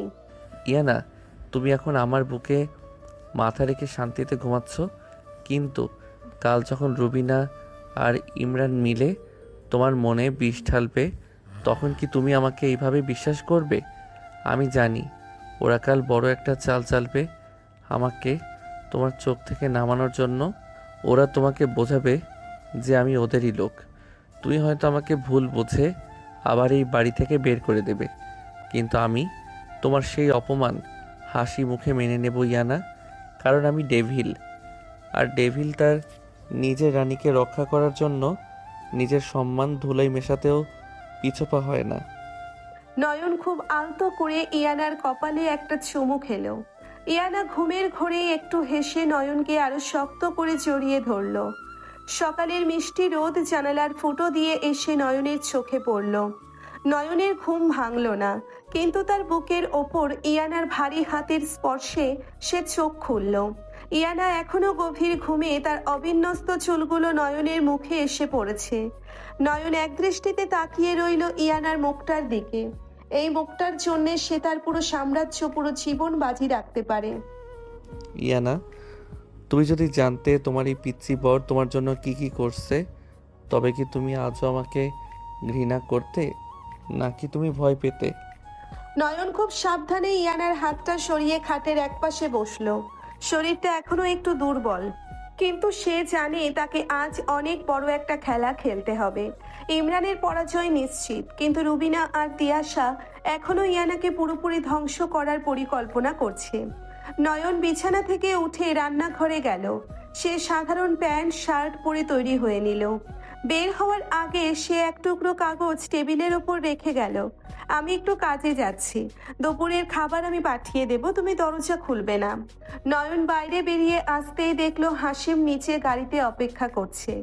নয়ন গাড়িতে উঠতেই হাসিম গাড়ি টান দিল। বস, তিশা আর রুবিনা আজই ইয়ানা ম্যাডামের বাবার অফিসে যাচ্ছে। ওরা এমন কিছু ভুয়া ডকুমেন্ট তৈরি করেছে যা দেখলে আকবর সাহেব ইনায়াকে ত্যায্য করতে বাধ্য হবেন। করুক, ওদেরকে সেই সুযোগটাই আমি দিচ্ছি। তিয়াশা আর রুবিনা কতদূর যেতে পারে সেটা আমি দেখতে চাই। ওদের পতনের জন্য তো সব রেডি করাই আছে। তুই এখন আমাকে আমার আগের ডেরায় নিয়ে চল। গাড়িটা শহরের একটা পরিত্যক্ত ফ্যাক্টরির সামনে গিয়ে থামলো। নয়ন ভেতরে ঢুকতেই কবির এবং আরো 4-5 জন লোক সশ্রদ্ধ চিত্তে সালাম দিল। এই নয়ন সেই নিরীহ পিচ্ছি ছেলেটি নয়, এই নয়ন আন্ডারওয়ার্ল্ডের সেই ডেভিল যার নাম শুনলে বাঘা বাঘা মাফিয়ারাও কাঁপে। কবির, রবিনার ওই ভুয়া ডকুমেন্টগুলোর আসল কপিটা কি তোর কাছে আছে? জি বস, ওরা সেগুলো নিয়ে আকবর সাহেবের কাছে যাচ্ছে, সেগুলো সম্পূর্ণ নকল, আর আসলগুলো আমি সিক্রেট ভোল্টে রেখেছি। গুড। এখন শোন, আকবর সাহেবের অফিসে আজ একটা মিটিং আছে। ওই মিটিংয়ে ওরা যাবে। তুই ডুপ্লিকেট কপিগুলো ওদের ল্যাপটপে আপলোড করে দে, কিন্তু ফাইলগুলো এমনভাবে কোড করবি যাতে মিটিং চলাকালীন সময় সেগুলো ওপেন না হয়। যখন আকবর সাহেব সব শেয়ার হোল্ডারদের সামনে কাগজগুলো প্রেজেন্ট করতে যাবেন, ঠিক তখনই ফাইলগুলো যেন ওপেন হয়, কিন্তু তার ভেতর রবিনা আর তিয়াশার যাবতীয় কুকীর্তির প্রমাণ যেন দেখা যায়। বস, আপনি কি ওদেরকে নিজেদের ফাঁদে নিজে ফেলতে চাইছেন? ঠিক তাই, ওদেরকে মাটিতে নামানোর এটাই সেরা সময়। আর শোন, ইয়ানা আমার ব্যাপারে কোনো সন্দেহ যেন না পায়। ও যেন ভাবে যে সবটা কোনো দৈব ঘটনা। নয়ন আবার সেই নিরীহ বেশে ফিরে এলো। তার চুলে একটু জেল লাগানো, পোশাকটা একটু ঢিলেঢালা করলো, ফিরে এলো সেই ভাঙা ঘরে। ইয়ানা ততক্ষণে ঘুম থেকে উঠে গেছে। নয়নকে দেখে সে চিৎকার করে উঠল। তুই কোথায় গিয়েছিলি? আমি ঘুম থেকে উঠে তোকে না দেখে ভয় পেয়ে গেছিলাম। আমি তো আপনার জন্য ওষুধ আনতে গিয়েছিলাম। দেখুন তো আপনার শরীরটা কেমন লাগছে। নয়ন ইয়ানার কপালে হাত দিল। ইয়ানা নয়নের হাতটা সরিয়ে দিয়ে একটু লজ্জা পেল। আমার ঠিক আছে, তুই খেয়েছিস? না, আপনি খেয়ে নিন, আমি খাবো। ইয়ানা নয়নকে আর কিছু জিজ্ঞেস করলো না, কিন্তু তার মনের ভেতর খচখচানি কমছে না। রুবিনা চাচির একটি ফোন এসেছে সকালে। চাচি তাকে বলেছে সে আজই আকবর সাহেবকে প্রমাণ দেবে যে নয়ন একজন চোর এবং সে ইয়ানাকে ধোঁকা দিচ্ছে। ইয়ানার বুকটা ধড়পড় করছে। সে কি নয়নকে সত্যিই বিশ্বাস করতে পারছে? নয়ন শোন, আমাকে আজ বাড়িতে যেতে হবে। আমার বাবার সাথে আমার দেখা করতে হবে। কেন? ওরা আপনাকে অপমান করবে? করুক, তাও আমার যেতে হবে। আমি জানতে চাই ওরা আমার বিরুদ্ধে আর কি কি মিথ্যা সাজিয়েছে। তুই আমার সাথে চলবি? কিন্তু কোনো কিন্তু না, চল। ইয়ানা আর নয়ন আকবর সাহেবের অফিসে গিয়ে পৌঁছলো। অফিস জুড়ে তখন গম্ভীর পরিবেশ। বোর্ড মিটিং চলছে। ইয়ানা সোজা ভেতরে ঢুকে গেল। ভেতরে আকবর সাহেব, রুবিনা, তিয়াশা আর ইমরান সবাই উপস্থিত। রুবিনার হাতে এক গাদা ফাইল। তুই এখানে কেন এসেছিস জিয়ানা? ওই ভিখারিটার সাথে নিয়ে লজ্জা করে না তোর? লজ্জা আপনাদের করা উচিত বাবা। আপনারা কি প্রমাণ পেয়েছেন তা আমার সামনে বলুন। আমি কোনো ভুল করিনি। ইয়ানা, আমাদের উপর চিৎকার করিস না। এই দেখ, এই ফাইলগুলোই সাক্ষী দিচ্ছে যে তুই এই ছেলেটাকে নিয়ে আমার সব সম্পদ নয়ছয় করার প্ল্যান করেছিস। এমনকি এই ছেলেটা একটা চোর। রুবিনা ল্যাপটপটা ওপেন করতে গেল। আকবর সাহেব গম্ভীর গলায় বললেন, ডিপ্লে করো, দেখি ওর চরিত্র কেমন। নয়ন ইয়ানার পেছনে দাঁড়িয়ে আছে। তার চোখে মুখে কোনো ভয় নেই, বরং এক অদ্ভুত প্রশান্তি। রুবিনা ল্যাপটপটা প্রজেক্টরে কানেক্ট করলো। ল্যাপটপের স্ক্রিন প্রজেক্টরে বড় করে ভেসে উঠল। এই যে দেখুন, এখানে ইয়ানার স্বাক্ষর করা সব পেপার আছে। কিন্তু যেই সে ফাইলটা ওপেন করতে গেল, প্রজেক্টরে ফাইলগুলো ওপেন হলো ঠিকই, কিন্তু সেখানে ইয়ানার স্বাক্ষর করা কোনো পেপার নেই। সেখানে ভেসে উঠল রুবিনা আর শফিকের কথোপকথনের অডিও ভিডিও ক্লিপ, যেখানে তারা ইয়ানাকে পাগল প্রমাণ করার ষড়যন্ত্র করছে। এ কি? এগুলো মানে কি রুবিনা? না না, এটা আমাদের ফাইল না। এটা কিভাবে হলো? তিয়াশা, তুই কি করেছিস এসব? আম্মু, আমি তো কিছু জানি না, ফাইল তো তুমিই বান্ডেল করছো। আকবর সাহেব গর্জে উঠলেন। তিনি ফাইলগুলো চেক করতে শুরু করলেন। তাতে ইয়ানাকে ছোট করার প্রমাণের বদলে রুবিনা আর তিয়াশার জালিয়াতির সব তথ্য প্রমাণ বেরিয়ে আসতে লাগলো। কোম্পানির টাকা কিভাবে তারা বিদেশে পাচার করেছে তার লিস্ট বেরিয়ে এলো।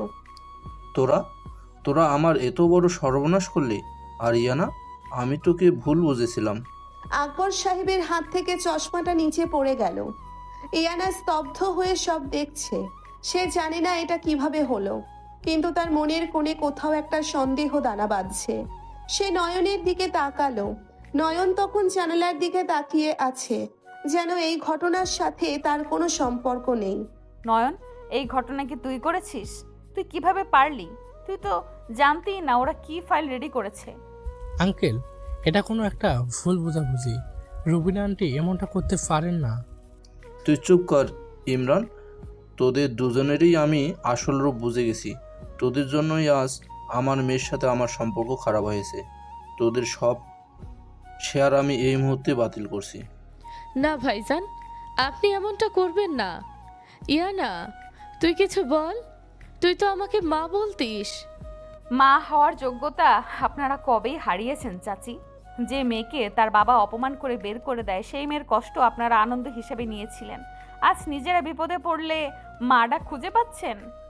আকবর সাহেব চেয়ার থেকে উঠে ইয়ানার সামনে এলেন। তার দুই চোখ ভিজে গেছে।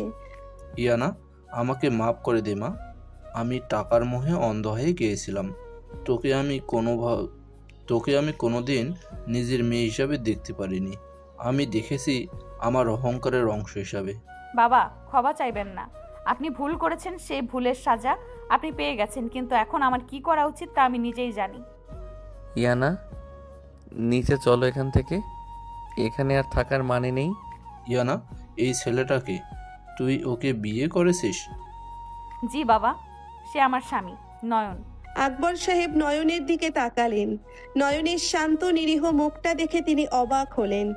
তিনি তো ভেবেছিলেন মেয়ে কোনো বকাটে ছেলে বিয়ে করেছে, কিন্তু এই ছেলেটার চোখে মুখে এক অদ্ভুত আভিজাত্য। নয়ন, তুই ইয়ানাকে ভালো রেখো। আমি জানি না তুমি কে, কিন্তু ইয়ানা তোকে নিয়ে এসেছে মানে ওর কিছুই তো একটা বিশেষ গুণ তুই দেখেছিস। জি আঙ্কেল, আমি ওকে আমার জীবনের চেয়েও বেশি ভালোবাসি। নয়ন আর ইয়ানা অফিস থেকে বেরিয়ে এলো। বাইরে তখন প্রচুর রোদ। ইয়ানা নয়নের হাতটা ধরলো। নয়ন, তুই কি আজ ওই ফাইলগুলো বদলে দিয়েছিলি? আপনি কি বলছেন ইয়ানা? আমি তো আপনার পেছনে দাঁড়িয়েছিলাম। আপনি তো দেখলেন ল্যাপটপ তো রুবিনা চাচির হাতে ছিল। আমি জানি না তুই কিভাবে করেছিস, কিন্তু আমি জানি তুই কিছু একটা করেছিস। তুই কে নয়ন? তুই তো কোনো সাধারণ ছেলে না। আমি একজন সাধারণ ছাত্র যে আপনাকে ভালোবাসে। আপনার মনে এই সন্দেহগুলো কেন আসছে ইয়ানা? আপনি কি আমাকে বিশ্বাস করেন না? বিশ্বাস করি, কিন্তু তুই যেভাবে আমাকে সব বিপদ থেকে বাঁচাচ্ছিস তাতে আমার মনে হচ্ছে আমি তোর মতো একটা মানুষকে ডিজার্ভ করি না। আমাকে ডিজার্ভ করার জন্য শুধু ভালোবাসা লাগে, আর কিছু না। চল, আজ খুব ভালো করে খাবো। অনেক দিন পর আপনার বাবার কোম্পানি থেকে আপনি মুক্তি পেয়েছেন। আজ সেলিব্রেশন হবে। নয়ন ইয়ানাকে নিয়ে একটা রেস্টুরেন্টে গেল। সেখানে তারা অনেকক্ষণ গল্প করলো, কিন্তু হঠাৎ ইয়ানার ফোনে একটা কল এলো। অচেনা নাম্বার। হ্যালো, কে বলছেন? ইয়ানা ম্যাম, আমি ইন্সপেক্টর রফিক বলছি। আপনার স্বামীর ব্যাপারে কিছু তথ্য আমাদের কাছে এসেছে। আপনি কি একটু দেখা করতে পারবেন? আমার স্বামীর ব্যাপারে কি তথ্য? ওনার আসল পরিচয় আমাদের কাছে পরিষ্কার না। উনি যা দেখাচ্ছেন উনি তা নন। আপনি কি আপনার স্বামীর ব্যাপারে পুরো সত্যটা জানেন? আমি আসছি, আমাকে সময় দিন। ইয়ানা ফোনটা কেটে দিল। তার হাত কাঁপছে। নয়ন কফিতে চুমুক দিয়ে খুব স্বাভাবিক ভঙ্গিতে বলল, কার ফোন ছিল ইয়ানা? এক পুলিশ অফিসারের। তারা বলছে আমার তোর ব্যাপারে কিছু সন্দেহ আছে। সন্দেহ? কিসের সন্দেহ? আমি জানি না। আমি আজ দেখা করব। আমি সব সত্যি জানতে চাই নয়ন। রফিক, তুই আমার রানীকে আমার বিরুদ্ধে উস্কে দিচ্ছিস? তোর ধৃষ্টতা তো কম না। ঠিক আছে, দেখা যাক তুই কত দূর যেতে পারিস। নয়নের চোয়াল শক্ত হয়ে এলো। সে বুঝতে পারছে আজ রাতটা ইয়ানার সাথে তার সম্পর্ক পরীক্ষার রাত। যদি সে রফিককে আটকাতে না পারে তবে ইয়ানার বিশ্বাস হয়তো চিরকালের মতো ভেঙে যাবে। ইয়ানা যখন পুলিশ স্টেশনের গেটের সামনে দাঁড়ালো তখন তার দুপা কাঁপছে। এক হাতে তার হ্যান্ডব্যাগ, অন্য হাতে ফোন। নয়ন পাশে নেই। আজ সকালে বের হওয়ার পর সে আর ফোন ধরেনি। পুলিশের সাথে দেখা করার কথা শোনার পর থেকেই ইয়ানার বুকের ভেতরটা খালি খালি লাগছে। সে কি ভুল করছে? নয়ন কি সত্যিই কোনো অপরাধী? যে ছেলেটা তার জন্যে সারা রাত বৃষ্টিতে ভিজেছে, যে ছেলেটা জ্বর নিয়ে তার পাশে শুয়ে থেকেছে, সে কি আসলে কোনো ভয়ানক ছদ্মবেশে আছে? না, আমি ভুল হতে দেব না। নয়ন যেমনই হোক, ও আমার স্বামী, ও আমার সুরক্ষা। ইন্সপেক্টর রফিক যদি কিছু প্রমাণ দিতে পারে তবেই আমি বিশ্বাস করব, তার আগে নয়। ইয়ানা ভেতরে প্রবেশ করলো। ইন্সপেক্টর রফিকের কেবিন, ঘরের ভেতর ভ্যাপসা গন্ধ। রফিক ফাইল খুলে বসে আছে। তাকে দেখে মনে হচ্ছে সে দীর্ঘ রাত না ঘুমিয়ে কাজ করছে। বসুন ইয়ানা ম্যাম, আমি জানি আপনি খুব দ্বিধায় আছেন। আপনার স্বামীর সাথে আপনার সম্পর্কের বয়স খুব কম, কিন্তু আপনাদের জীবনের ঝুঁকি অনেক বেশি। ইন্সপেক্টর সরাসরি বলুন, নয়নের ব্যাপারে আপনাদের সন্দেহটা কি? ও তো আমাদের বাড়িতে আশ্রিত একটা সাধারণ ছেলে। সাধারণ? এই ফাইলটা দেখুন ম্যাম। রফিক টেবিলের ওপর একটা ল্যাপটপ ঘুরিয়ে দিল। ইয়ানা স্ক্রিনের দিকে তাকালো। একের পর এক ব্যাংক ট্রানজ্যাকশন, কিছু গোপন কোড আর ম্যাপ। ইয়ানার চোখ বড় বড় হয়ে গেল। এইগুলো কি? এইগুলো তো সব সুইজারল্যান্ড আর কেইমেন আইসল্যান্ডের ব্যাংক অ্যাকাউন্ট, কিন্তু এগুলোর সাথে নয়নের সম্পর্ক কি? নয়ন যে ছেলেটাকে আপনি চিনেছেন, সেই নামে কোনো সরকারি রেকর্ড নেই ম্যাম। ওর আসল নাম আন্ডারওয়ার্ল্ডে ডেভিল। গত 5 বছরে যতগুলো সাইবার ক্রাইম হয়েছে, যার মাধ্যমে বড় বড় কর্পোরেট হাউস ধসে পড়েছে, তার পিছনে এই নয়নের আইপি অ্যাড্রেস পাওয়া গেছে। অবাক হওয়ার বিষয় কি জানেন? নয়ন যেদিন থেকে আপনাদের বাড়িতে আশ্রিত হিসাবে থাকতে শুরু করেছে, সেদিন থেকে আপনার বাবার কোম্পানির সব গোপন তথ্য ফাঁস হওয়া বন্ধ হয়ে গেছে এবং লস রিকভার হওয়া শুরু করেছে। আপনি কি বলতে চাইছেন? ও আমার কোম্পানি বাঁচিয়েছে? আমি বলছি, ও আপনাকে ব্যবহার করছে। সে আপনাকে একটা ঢাল হিসাবে ব্যবহার করছে, যাতে কেউ তাকে সন্দেহ না করে। নয়ন আপনার বাবাকে পথে বসাতে চায় না। সে আপনার পরিবারের শত্রুদের ধ্বংস করে আপনাদের পুরো সাম্রাজ্য নিজের হাতে নিতে চায়, আর আপনি তার হাতে সব থেকে বড় অস্ত্র। চুপ করুন, আপনি সব মিথ্যা বলছেন। ও আমাকে ভালোবাসে। আপনি ওর পেছনে কেন পড়ে আছেন? ও তো আমাকে কোনোদিন কোনো ক্ষতি করেনি। ভালোবাসা? ইয়ানা ম্যাম, ডেভিল কোনোদিন কাউকে ভালোবাসতে পারে না। সে শুধু তার শিকারকে নিজের কাছে আটকে রাখতে পারে। আজ রাতে নয়নের একটা গোপন মিটিং আছে। ওই মিটিংয়ে সে সব তথ্য প্রমাণ সহ তার শত্রুদের শেষ করে দেবে। আপনি চাইলে আজ রাতে নিজে গিয়ে দেখতে পারেন ও কি করছে। আমি কোনো জোর করছি না, কিন্তু একজন নারী হিসাবে আপনাকে সাবধান করা আমার দায়িত্ব। ইয়ানা স্টেশনের বাইরে বেরিয়ে এলো। তার মাথা ঘুরছে, আকাশটা কালো হয়ে আছে। সে কি রফিককে বিশ্বাস করবে নাকি নয়নকে? সে ফোনের গ্যালারি খুলল, নয়নের ছবিগুলো দেখলো। সেই পিচ্ছি নিরীহ মুখটা, এই মুখটার পেছনে কি সত্যিই এত বড় কোনো অন্ধকার লুকিয়ে আছে? আমি বিশ্বাস করি না, আমি নিজের চোখে দেখব। ইয়ানা সোজা বাড়ি ফিরল না। সে নয়নের মোবাইল ট্র্যাক করার চেষ্টা করলো, যা সে আগে একবার নয়নের অগোচরেই সেট আপ করে রেখেছিল। লোকেশন দেখাচ্ছে শহরের এক পরিত্যক্ত শিপইয়ার্ড। ইয়ানা ট্যাক্সি নিয়ে সোজা সেই ঠিকানায় রওনা দিল। এদিকে শিপইয়ার্ডের ভেতর নয়ন একটা অন্ধকার ঘরে বসে আছে। তার সামনে কম্পিউটার, তার চারপাশে কবির এবং অন্যান্য লোক দাঁড়িয়ে। নয়নের পরনে একটা কালো চামড়ার জ্যাকেট। তার চোখের চাহনি আজ আর সেই নিরীহ নয়, আজ সে সাক্ষাৎ যমরাজ। বস, রফিক খুব বেশি নড়চড়ে করছে। ইয়ানা ম্যামকেও ও স্টেশনে ডেকেছিল। রফিক আগুন নিয়ে খেলছে কবির। ও জানে না আমি ওর কতদূর পর্যন্ত জানি। ওর মেয়ের স্কুলের অ্যাডমিশন থেকে শুরু করে ওর গোপন অ্যাকাউন্ট সব আমার হাতে। ও আমাকে জেলে ভরতে চায়। ও নিজেই বুঝতে পারছে না ও কার সাথে লড়ছে। কিন্তু ইয়ানা ম্যাম যদি সব জেনে ফেলেন? ইয়ানা যদি জানে তবে সেটা আমার মুখ থেকে জানবে, বাইরের কারো মুখ থেকে নয়। আজ রাতে সব শেষ করে দেব। শিপইয়ার্ডের গেটের কাছে ট্যাক্সি থেকে নামলো ইয়ানা। ভেতরে অন্ধকার, মাঝে মাঝে শিয়ালের ডাক শোনা যাচ্ছে। সে ধীর পায়ে ভেতরের দিকে এগিয়ে যাচ্ছে। হঠাৎ একটা নড়াচড়া শুনতে পেয়ে সে লুকিয়ে পড়ল একটা বড় কন্টেইনারের পেছনে।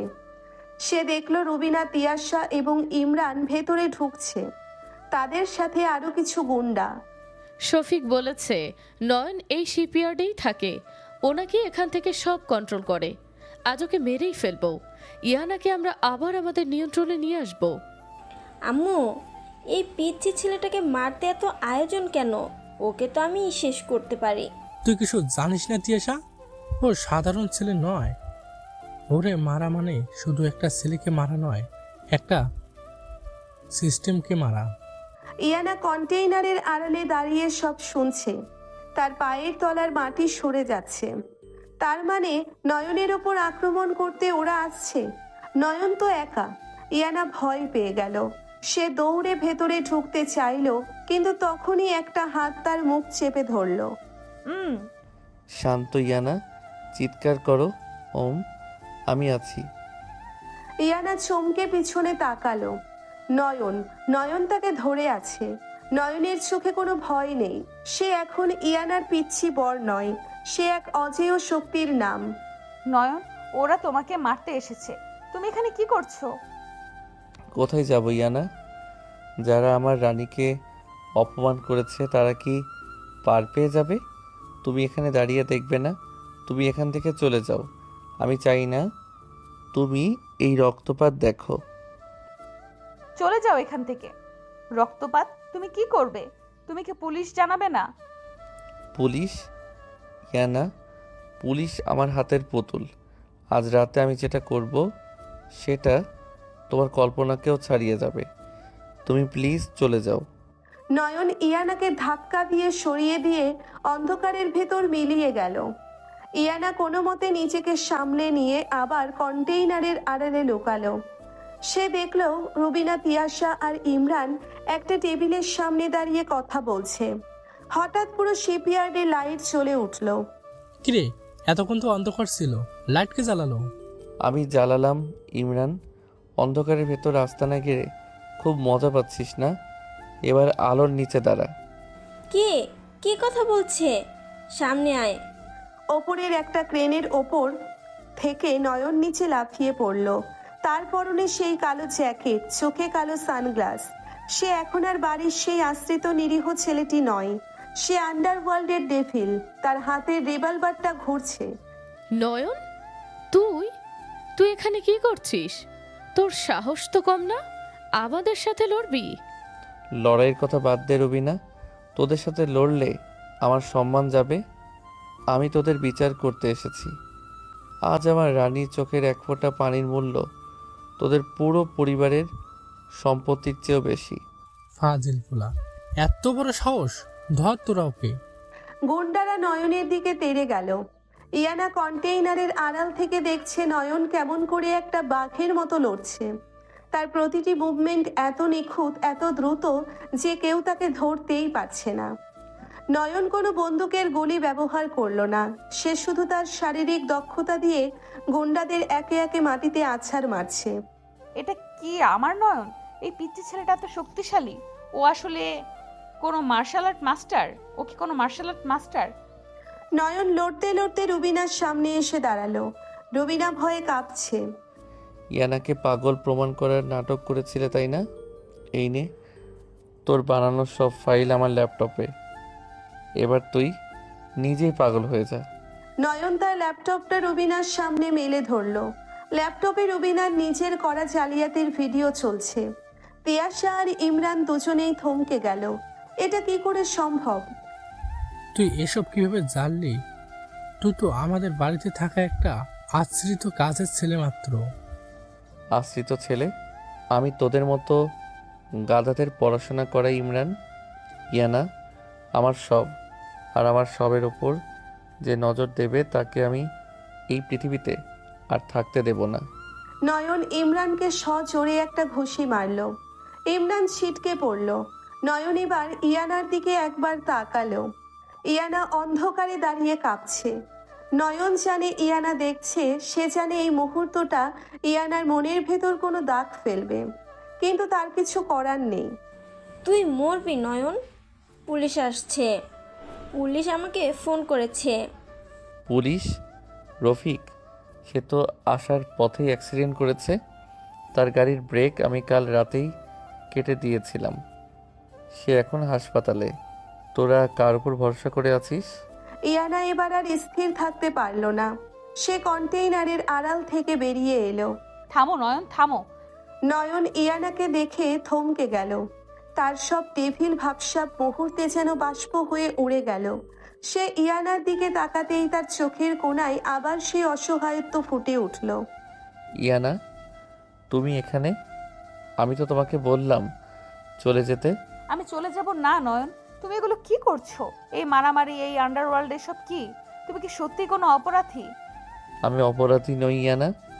আমি জাস্ট ওদের সাথে ওদের ভাষায় কথা বলছি। এরা তোমাকে মারতে চেয়েছিল, এরা তোমাকে শেষ করে দিতে চেয়েছিল। আমি কি চুপচাপ দেখব? ইয়ানা, বিশ্বাস করিস না ওকে। ও একটা খুনি। ও আমাকে মেরে ফেলবে। তুই চুপ কর ইমরান, তোর কথা আমি আর শুনতে চাই না। নয়ন, তুমি কি আমাকে সত্যি বলনি তুমি কে? কেন তুমি আমার সাথে এত বড় অভিনয় করলে? অভিনয় করিনি ইয়ানা, আমি তোমাকে ভালোবেসেছি। তুমি যখন বৃষ্টিতে ভিজতে, যখন তুমি কান্না করতে, আমি সব দেখেছি। আমার খুব ইচ্ছা হতো তোমাকে জড়িয়ে ধরি, তোমাকে বলি আমি আছি। কিন্তু আমি জানতাম আমি যদি আমার আসল রূপটা দেখাই তুমি ভয় পাবে, তুমি আমাকে ঘেন্না করবে। তাই আমি তোমার আশ্রিত পিচ্চি বর হয়ে তোমার পাশে ছিলাম। ইয়ানা নয়নের দিকে এগিয়ে গেল। সে নয়নের চোখের পানি নিজের হাত দিয়ে মুছে দিল। তুমি কি মনে করো আমি ভয় পাবো? আমি আজ প্রথম দেখলাম একজন ছেলে তার ভালোবাসার মানুষকে পাওয়ার জন্য কত দূর যেতে পারে। তুমি কি অপরাধী? হ্যাঁ তুমি অপরাধী, কিন্তু কার জন্য? আমার জন্য। আপু, তুই পাগল হয়ে গেছিস? ও তো ক্রিমিনাল। চুপ কর তিয়াশা। ক্রিমিনাল কে সেটা সময় বলবে। আজ রাতে নয়ন কাউকে মারবে না। নয়ন, চলো এখান থেকে। ইয়ানা, কিন্তু রুবিনা, তিয়াশা। আমি পুলিশের হাতেই ওদের দেব। আমি জানি তুমি রফিকের গাড়ি অ্যাক্সিডেন্ট করিয়েছ, কিন্তু আমার জন্য আর কোনো রক্ত ছাড়ানো চলবে না।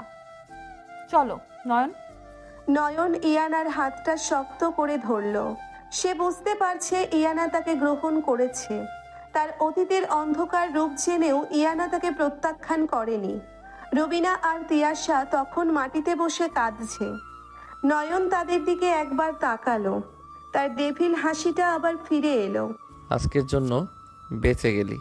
কাল সকালে যখন পুলিশ আসবে তখন নিজেদের সব ফাইল তৈরি রাখিস, কারণ আমি জানি না এরপর আমি আর কতটা দয়ালু থাকবো। নয়ন ইয়ানাকে নিয়ে শিপইয়ার্ড থেকে বেরিয়ে এলো। ইয়ানা নয়নের বাইকের পেছনে বসলো। বাইকটা যখন চলতে শুরু করলো তখন ইয়ানা নয়নকে শক্ত করে জড়িয়ে ধরলো। নয়ন, হুম? নয়ন, তুই কি সত্যি আমাকে ছেড়ে যাবি না? ইয়ানা, মৃত্যু আমাকে তোমার থেকে আলাদা করতে পারবে না। আমি তোমার জন্য স্বর্গ থেকে নরক সবখানে যেতে রাজি। ইয়ানা নয়নের কাঁধে মুখ রাখলো। আকাশ পরিষ্কার হয়ে আসছে। কালকের বৃষ্টির পর আজ ভোরে এক নতুন সূর্য উঠছে। ইয়ানা বুঝতে পারছে তার জীবনের নতুন অধ্যায় শুরু হলো। কিন্তু এই অধ্যায় কি সত্যিই এত সহজ হবে? রবিনা আর তিয়াশা কি বসে থাকবে? আর রফিককে নয়নের এই ডেভিল রূপের কথা জেনে যাবে না? নয়ন বাইক থামালো তাদের সেই ভাঙা ঘরের সামনে। নয়ন নামলো, কিন্তু ইয়ানা নড়ল না। সে নয়নের জ্যাকেটটা টেনে ধরলো। আমাকে একা ছেড়ে যাবি না তো?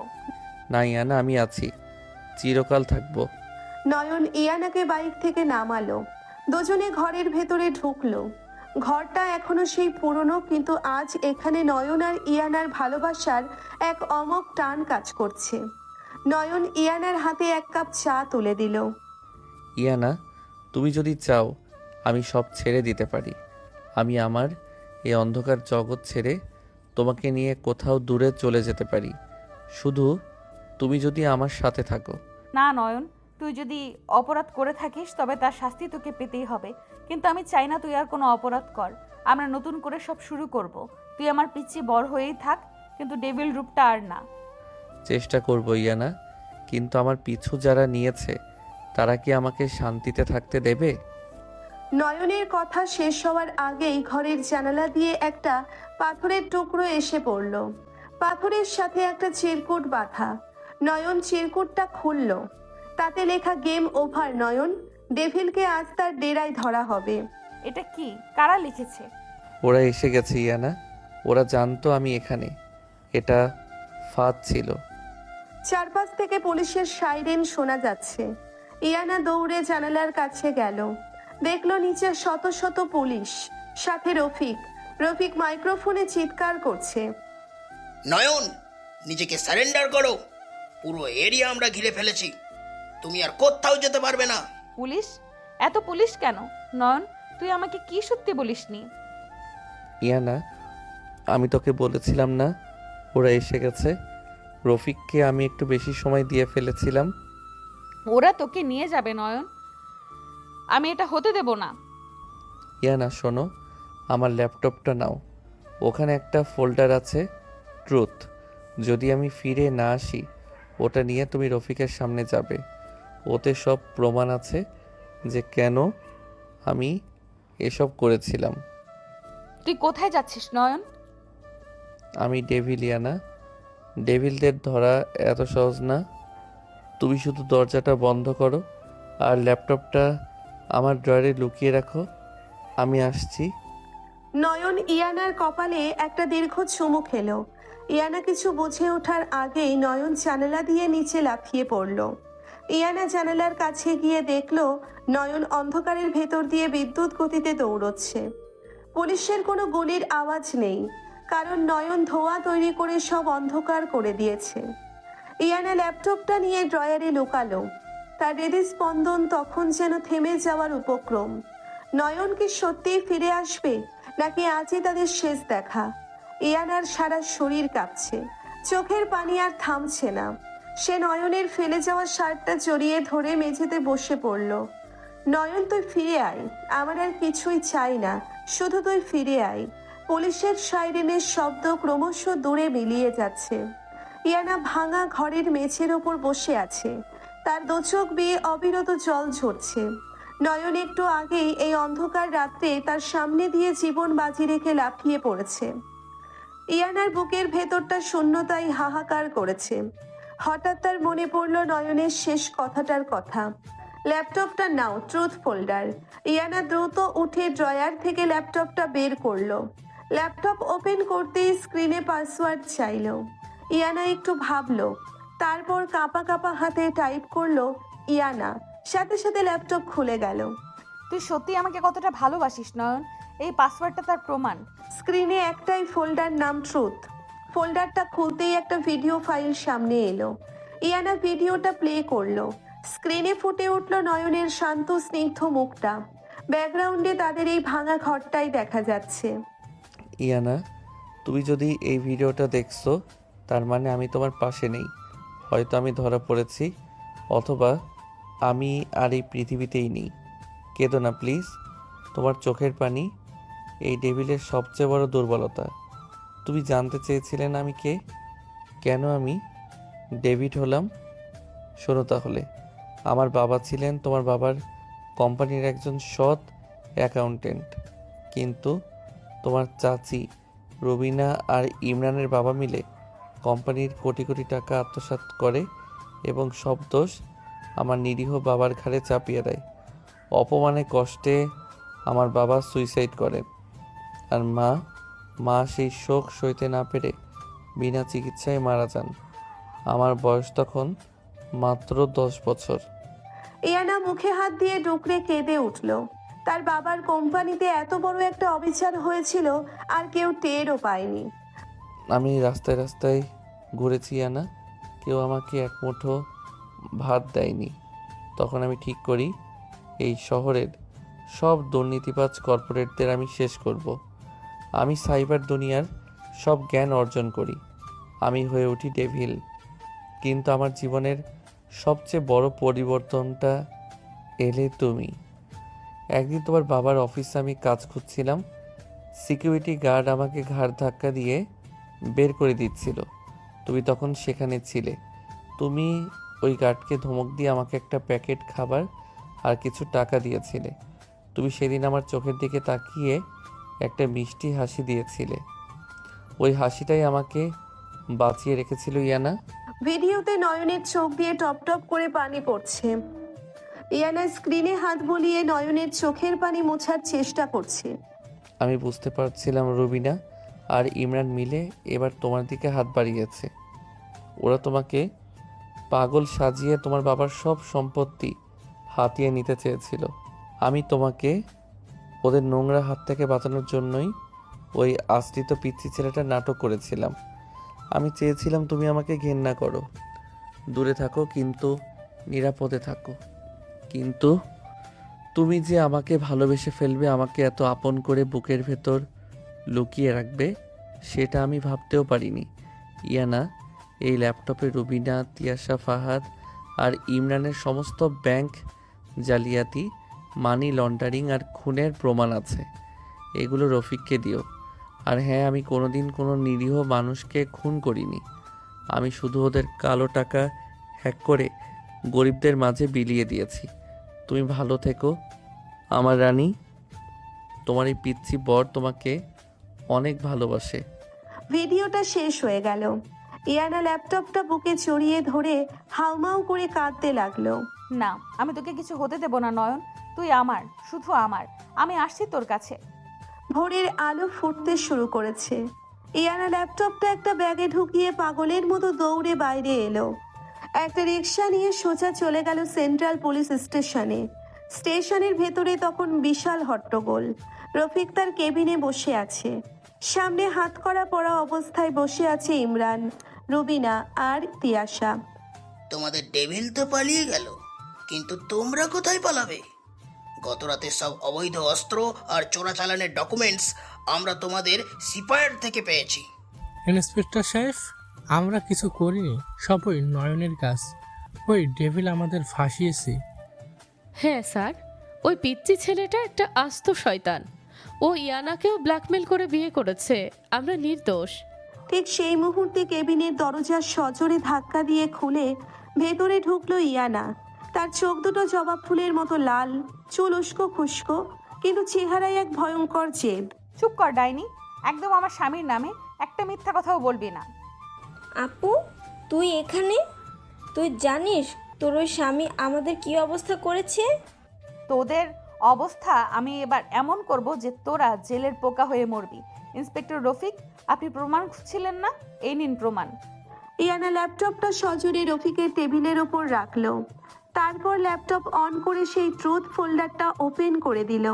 দেখুন এখানে আমার বাবার কোম্পানি থেকে শুরু করে দেশের বড় বড় প্রজেক্টের কাজ এই রুবিনা, ইমরান আর ওদের গ্যাং কিভাবে পাচার করেছে তার প্রতিটি ডকুমেন্টস, অডিও আর ভিডিও রেকর্ড এখানে আছে।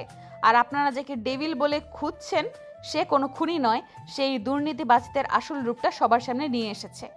ইয়ানা ম্যাম আপনি শান্ত হন, আমি সব চেক করছি। রফিক ল্যাপটপের ফাইলগুলো চেক করতে লাগলো। তার চোখ ছানা বড়া হয়ে গেল। এত নিখুঁত প্রমাণ, এগুলো পেলে তো শুধু ইমরান নয়, দেশের অনেক রাঘব বোয়াল আজই ধরা পড়বে। ফ্যান্টাস্টিক! এই ডেটাগুলো আমাদের ইন্টেলিজেন্সি কবে থেকে খুঁজছে? কিন্তু ইয়ানা ম্যাম, আইন তো আইনই। নয়ন হ্যাকিং করেছে, এটাও একটা অপরাধ। তাকে আমাদের আইনের আওতায় আনতেই হবে। সে কোথায়? আমি জানি না সে কোথায়, কিন্তু সে যদি অপরাধী হয় তবে এই লোকগুলো কি? আপনারা আগে এদের অ্যারেস্ট করুন। ইয়ানা, তুই কি পাগল হয়েছিস? তুই ওই রাস্তার ভিকারিটার জন্য আমাদের পুলিশে দিচ্ছিস? হ্যাঁ দিচ্ছি, কারণ এই ভিখারিটা তোদের মতো বেইমান না। ও আমার স্বামী, আর আমার স্বামীর দিকে যে আঙুল তুলবে আমি তার হাত কেটে ফেলবো। হঠাৎ পুলিশ স্টেশনের মূল দরজায় একটা ভারী জুতোর শব্দ শোনা গেল। সবাই দরজার দিকে তাকালো। ইয়ানার বুকটা ধক করে উঠল। দরজায় দাঁড়িয়ে আছে নয়ন। তার কালো জ্যাকেটটা একটা জায়গা থেকে ছিঁড়ে গেছে। বাম হাত দিয়ে রক্ত ঝরছে। মুখটা ফ্যাকাশে, কিন্তু চোখের সেই ধারালো দৃষ্টিটা এখনো অটুট। নয়ন! ইয়ানা পাগলের মতো ছুটে গিয়ে নয়নকে জড়িয়ে ধরল।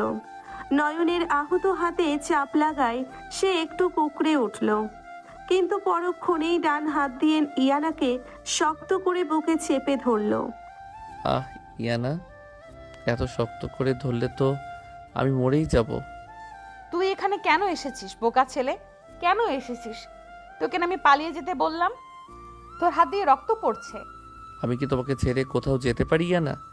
আমি তো তোমাকে বলেছিলাম আমি তোমার পিচ্ছি বর। বর কি কখনো বউকে রেখে পালায়? ওয়েলকাম ডেভিল, অবশেষে তুমি ধরা দিলে। আমি ধরা দেইনি রফিক, আমি আত্মসমর্পণ করেছি, কারণ আমি চাই না আমার রানীর সারা জীবন একজন পলাতক আসামির স্ত্রীর পরিচয় নিয়ে কাটুক। আমি সব প্রমাণ দিয়েছি, এখন তুমি বিচার করো। তোমার প্রমাণগুলো আমি দেখেছি নয়ন। তুমি যা করেছো আইন নিজের হাতে তুলে নিয়েছো, কিন্তু তুমি দেশের অনেক বড় ক্ষতি হওয়ার থেকে বাঁচিয়েছো, তাই তোমার শাস্তি খুব বেশি একটা হবে না। আর এই শুয়োরগুলোকে আমি আজই রিমান্ডে পাঠাচ্ছি। কনস্টেবল, নিয়ে যাও এদের। না, ছেড়ে দিন আমাকে, আমি কিছু করিনি। ইয়ানা মা, আমাকে বাঁচা। তোর বাবাকে বল আমাকে বাঁচাতে। বাবা তোমাদের সাথে কোনো সম্পর্ক রাখবে না চাচি, নিজেদের পাপের শাস্তি ভোগ করো। পুলিশ ইমরান, রুবিনা আর তিয়াশাকে টেনে হিঁচড়ে লকআপের দিকে নিয়ে গেল। রফিক নয়নের দিকে এগিয়ে এলো।